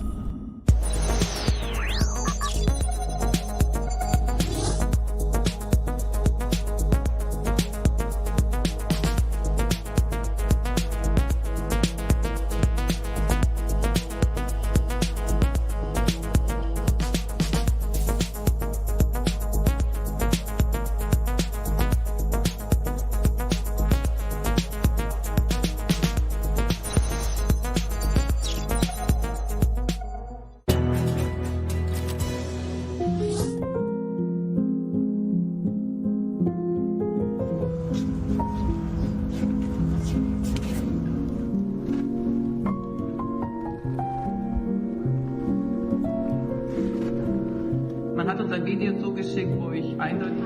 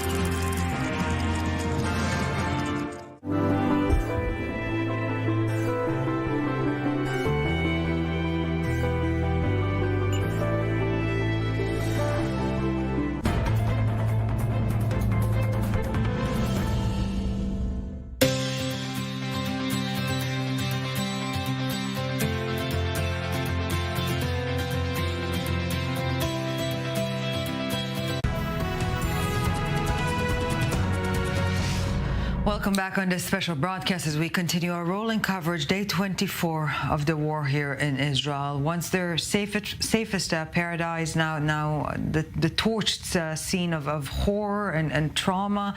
I-24 News correspondent Mary McAuliffe spoke with evacuated residents of Kibbutz Nir Oz who visited their homes for the first time since the October 7th massacre. And from the ashes of their burned past lives, they're now calling on the world. Let us have a future. Let's take a look. An idyllic community burned to ashes.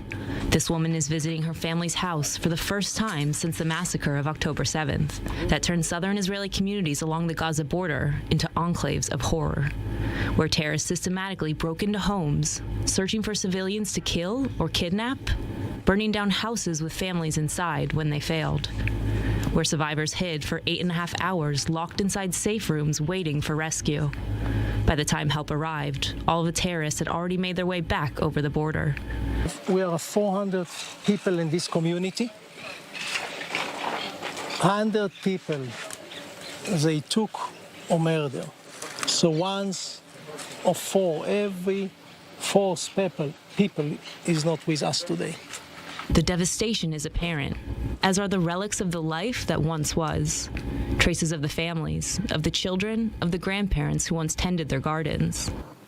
Everything was so sad, now it's gone, nothing. They burn our soul, they really burn our soul. The kibbutz of Nir Oz was one of the hardest hit by the Hamas incursion into Israeli territory. Located under 2 miles from the border, residents have a clear view into the Gaza Strip.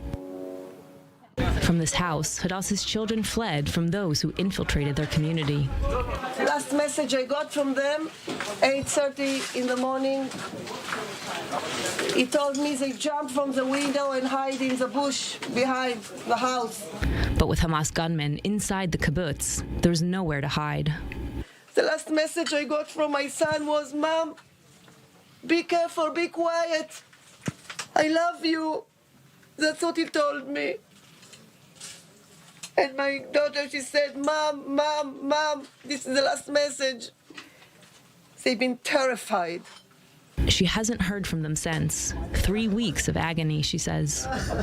In this small community of just 400 people, there isn't a person who lived here who was spared from the violence, who doesn't know someone who was taken or whose family was murdered. The remaining residents of Nir Oz left to wait to hear from their loved ones or to grieve them. Mary McAuliffe, I-24 News. As we speak, the body count continues, and today the family of 23-year-old Shani Luke was officially announced she is not being held hostage in the Gaza Strip, but rather murdered. Luke was kidnapped from the Nova Music Festival, taken by Hamas terrorists to the Strip, where she was seen lying motionless on the back of a truck, disfigured after the brutal massacre in southern Israel. A video was released the same day, October 7th, showing a mob in Gaza spitting and beating a woman with torn clothing. Luke was later identified by her leg tattoo. Israeli President Isaac Herzog today revealing that the young German Israeli was beheaded. German Chancellor Olaf Scholz reacting to this horrific, devastating piece of news. Let's take a listen. For me, this is terrible news. A human being has been brutally murdered, and it shows all the barbarity behind the Hamas attack. And Hamas must be held accountable for this and be brought to justice. And that is why it is absolutely clear to us that Israel has a right to defend itself against Hamas and their continuing intention to carry out terrorist attacks of this kind. But it is terrible, and it shows the mindset of the perpetrators. There is no justification, and it is something that we as human beings can only deplore.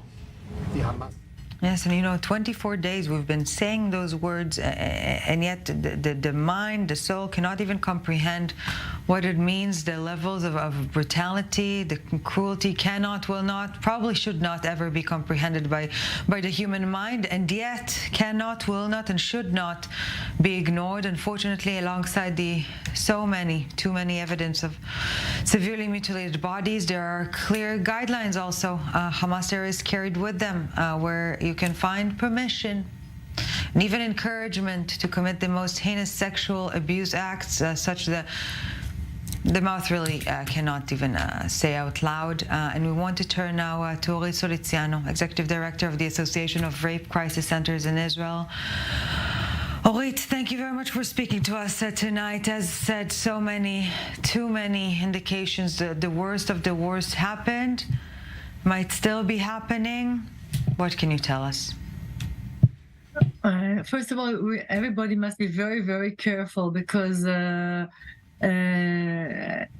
people who live in Israel and us in the Association of Rape Crisis Centers, we have got information about horrible atrocities taking place, including also sexual crimes.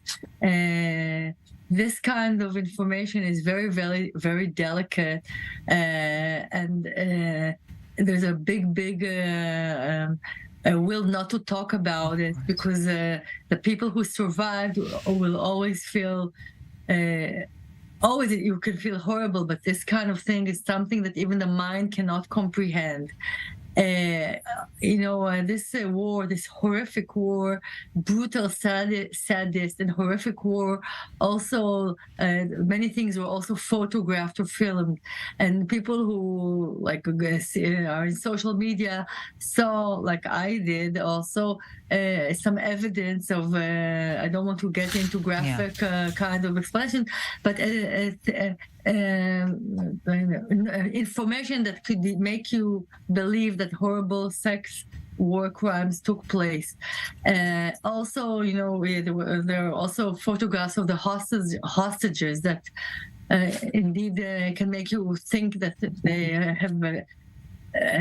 have passed horrible things. So this is a very, very horrible thing. It have never happened in the Israeli society before. We have never had to deal with such a thing. And I'm thinking while I'm talking now about the parents whose daughters and maybe sons also are just now might be or did pass these kind of atrocities. And on one hand, we should be very, very careful, but on the other hand, hearing about the anti-Semitism in the world and the disbelief So to that point, Orit, you as the leader of this organization, you've reached out to international women's organizations, but like many other global bodies or self-proclaimed humanitarian liberal entities, etc. When it comes to Israelis and Jews, a different story here.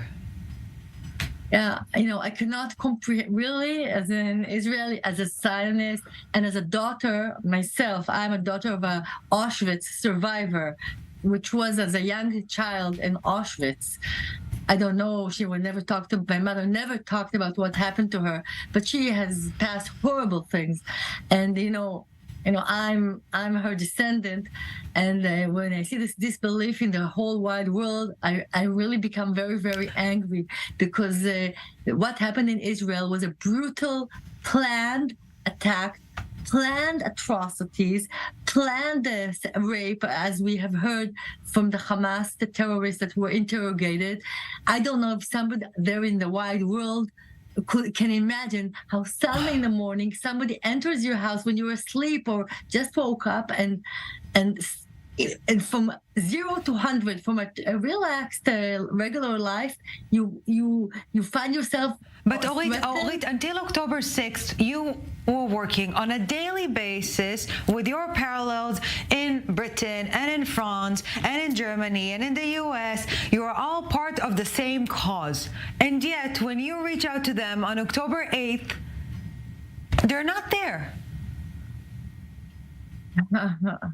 This is horrible.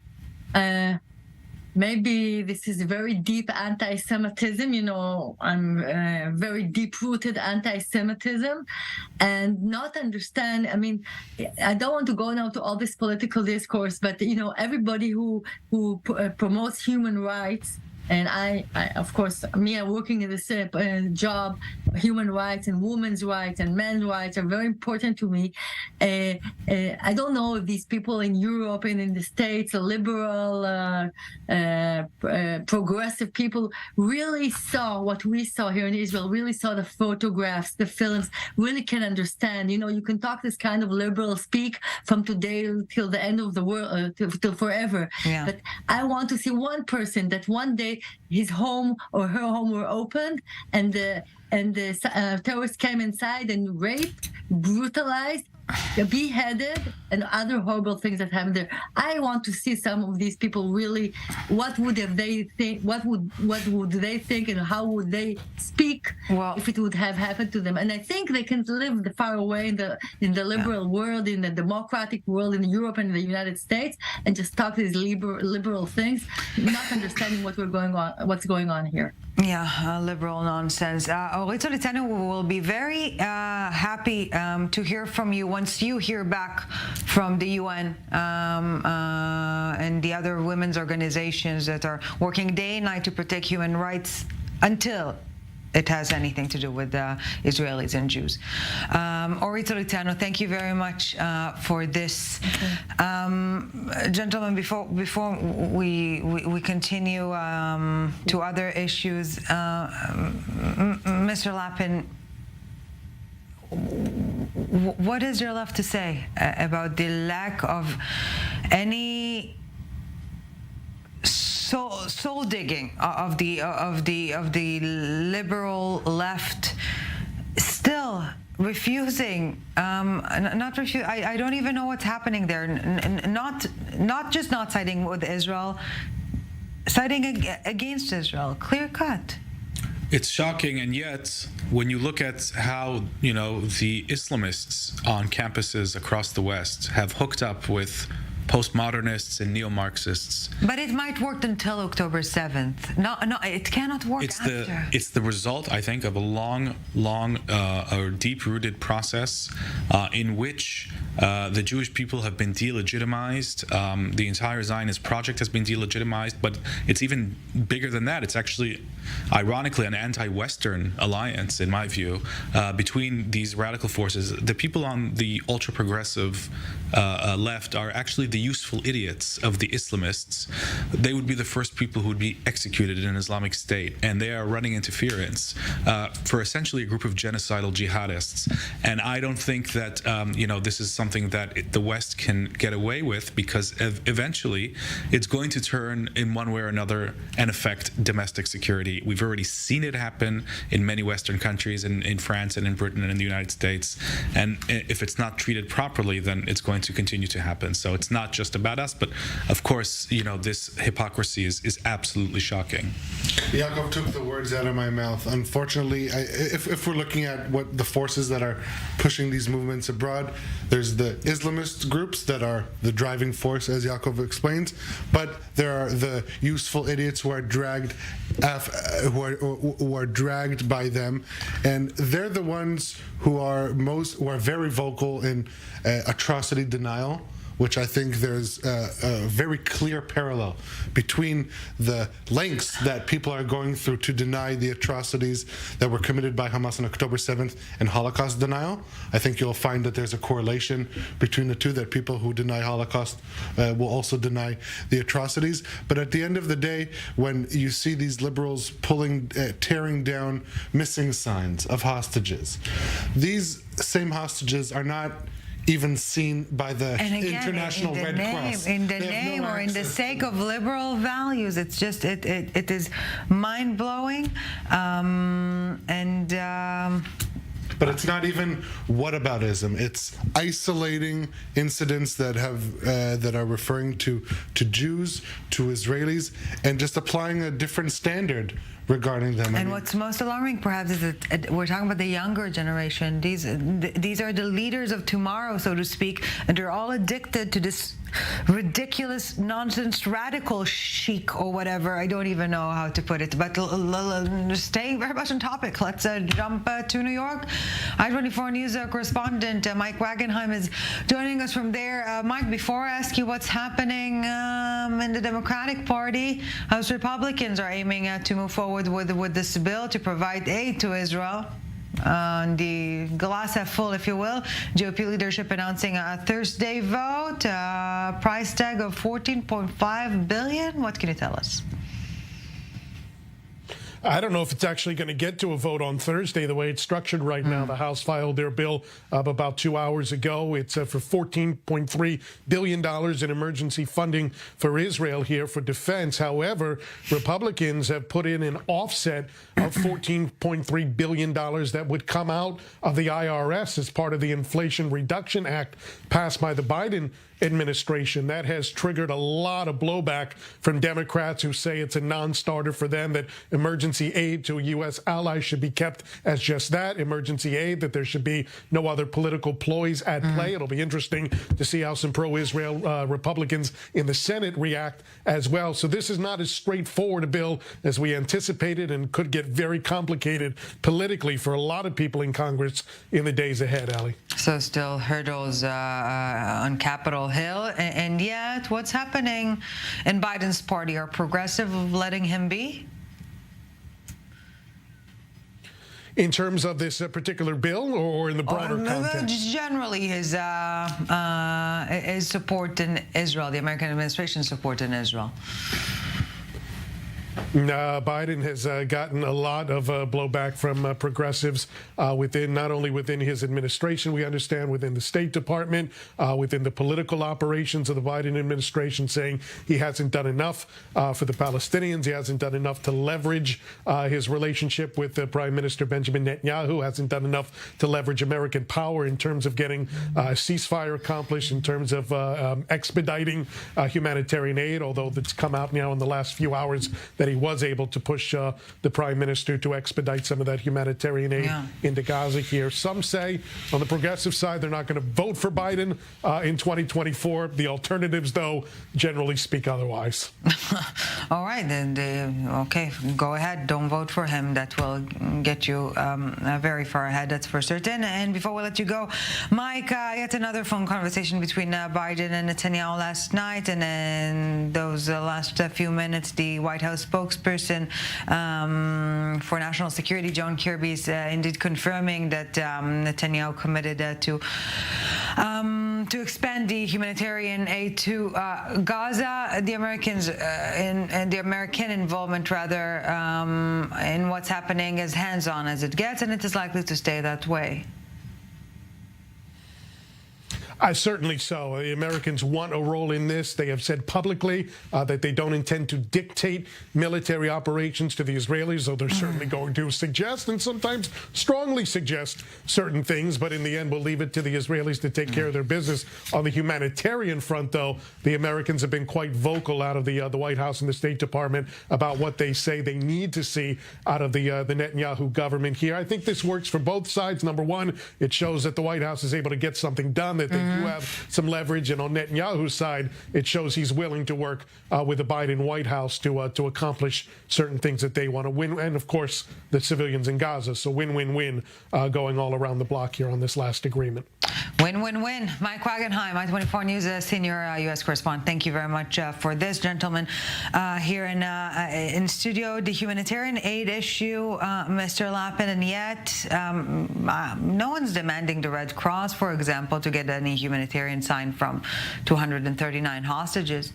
Yeah, and the Red Cross doesn't seem to be jumping ahead and volunteering for that task or releasing any statements calling on Hamas for that access, which is the most basic requirement you would expect during a time of war. Civilians already abducted as a war crime, no access whatsoever. just passes, under the radar. And that ties back, I think, to other things we were saying in the studio. But we are seeing, Israel opening up more and more channels for this mechanism that the U.S. and the Egyptians have put together, inserting humanitarian zones in southern Gaza, opening up those corridors from Gaza City and northern Gaza for Palestinian civilians to move south into those zones. They're getting food, water, medicine. Trucks are coming in. They're being inspected on the Israeli side because there are fears of what could be in those trucks. And also, once they're in Gaza, they're being monitored to make sure that any fuel doesn't end up serving Hamas's war machine. But we shouldn't worry about Hamas because, according to reports, they managed to stock up for roughly 4 months of fighting, so they're good to go. Well, do you want to complete your thought? Go ahead. I think there's the supervision of the material that goes in before, but as we saw more than once since this began, once they're in Gaza under the hands of UN organizations in their warehouses, that doesn't mean they're safe. Just over the weekend, more additional warehouses that are storing this exact aid that is arriving via Egypt. Yeah. These were stormed and looted by thousands of Gazans, and you connect, and who knows where these things are going to end up. Israel said that if this ends up in the hands of Hamas, it will be targeted, it will be thwarted.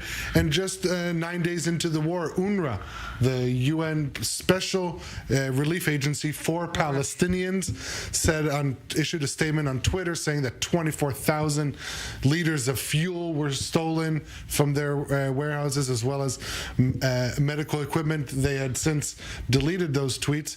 But if we're looking at that event, in addition to this event, there's videos of people running, storming out of these warehouses, just carrying whatever they can. Whatever goes in, there's really no monitoring of it. So the monitor inside Gaza, the monitoring of it is questionable. At least I do just want to comment on the cooperation between Israel and the United States. In the press conference earlier today with Prime Minister Benjamin Netanyahu, once he left to go back running the war, as he called it, Israel's Minister for Strategic Affairs, Ron Dermer, took the stage, and he said that over the past 24 days, Netanyahu and Biden have spoken over the phone between 10 and 12 times, saying that the level of cooperation, he said, I was ambassador for Israel in the U.S. for 7.5 years. Yeah. The level of cooperation that we've seen between the two countries is unprecedented.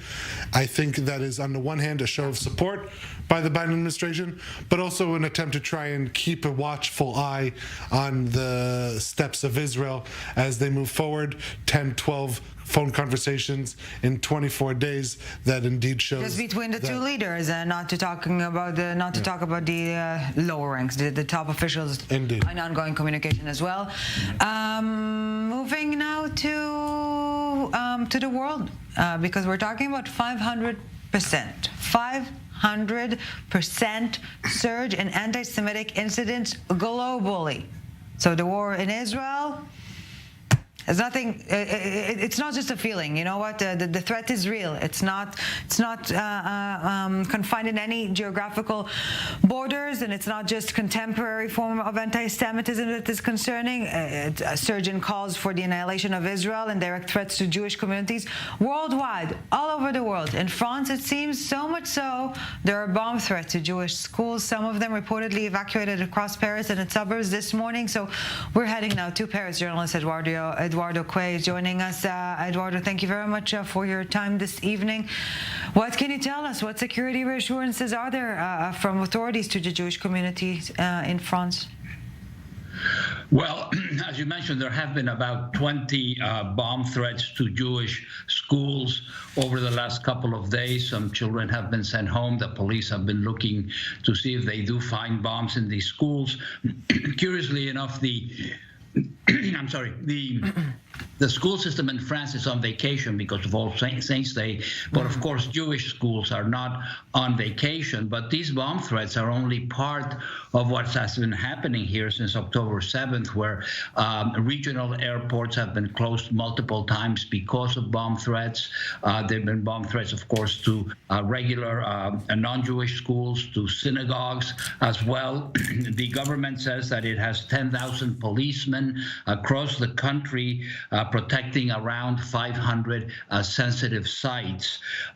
They have arrested more than 20 people since Saturday, just since last Saturday, and there have been more than 800 anti-Semitic acts since October the 7th. Wow. That's more than in all of 2022, over 800 anti-Semitic sites.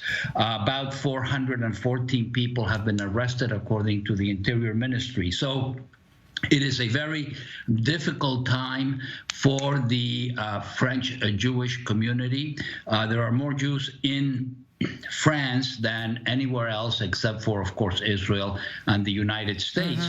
But there are also more Muslims in France than anywhere else in Europe, about 6 million of them. Anti-Semitic acts have been rising sharply in France over the last several years, long before the October 7th invasion by Hamas. And Eduardo, briefly, if you may, please, it seems that it all connects to the very vivid French trauma from Islamic terrorism. Le Figaro poll suggesting that 72% fear a similar terror attack could happen in France too. So it seems that despite those anti-Israel, pro-Hamas protests in the street, there is an understanding that at the end of the day, it's the same war. Yes, that's right. I mean, and it's as I said, the French find themselves in the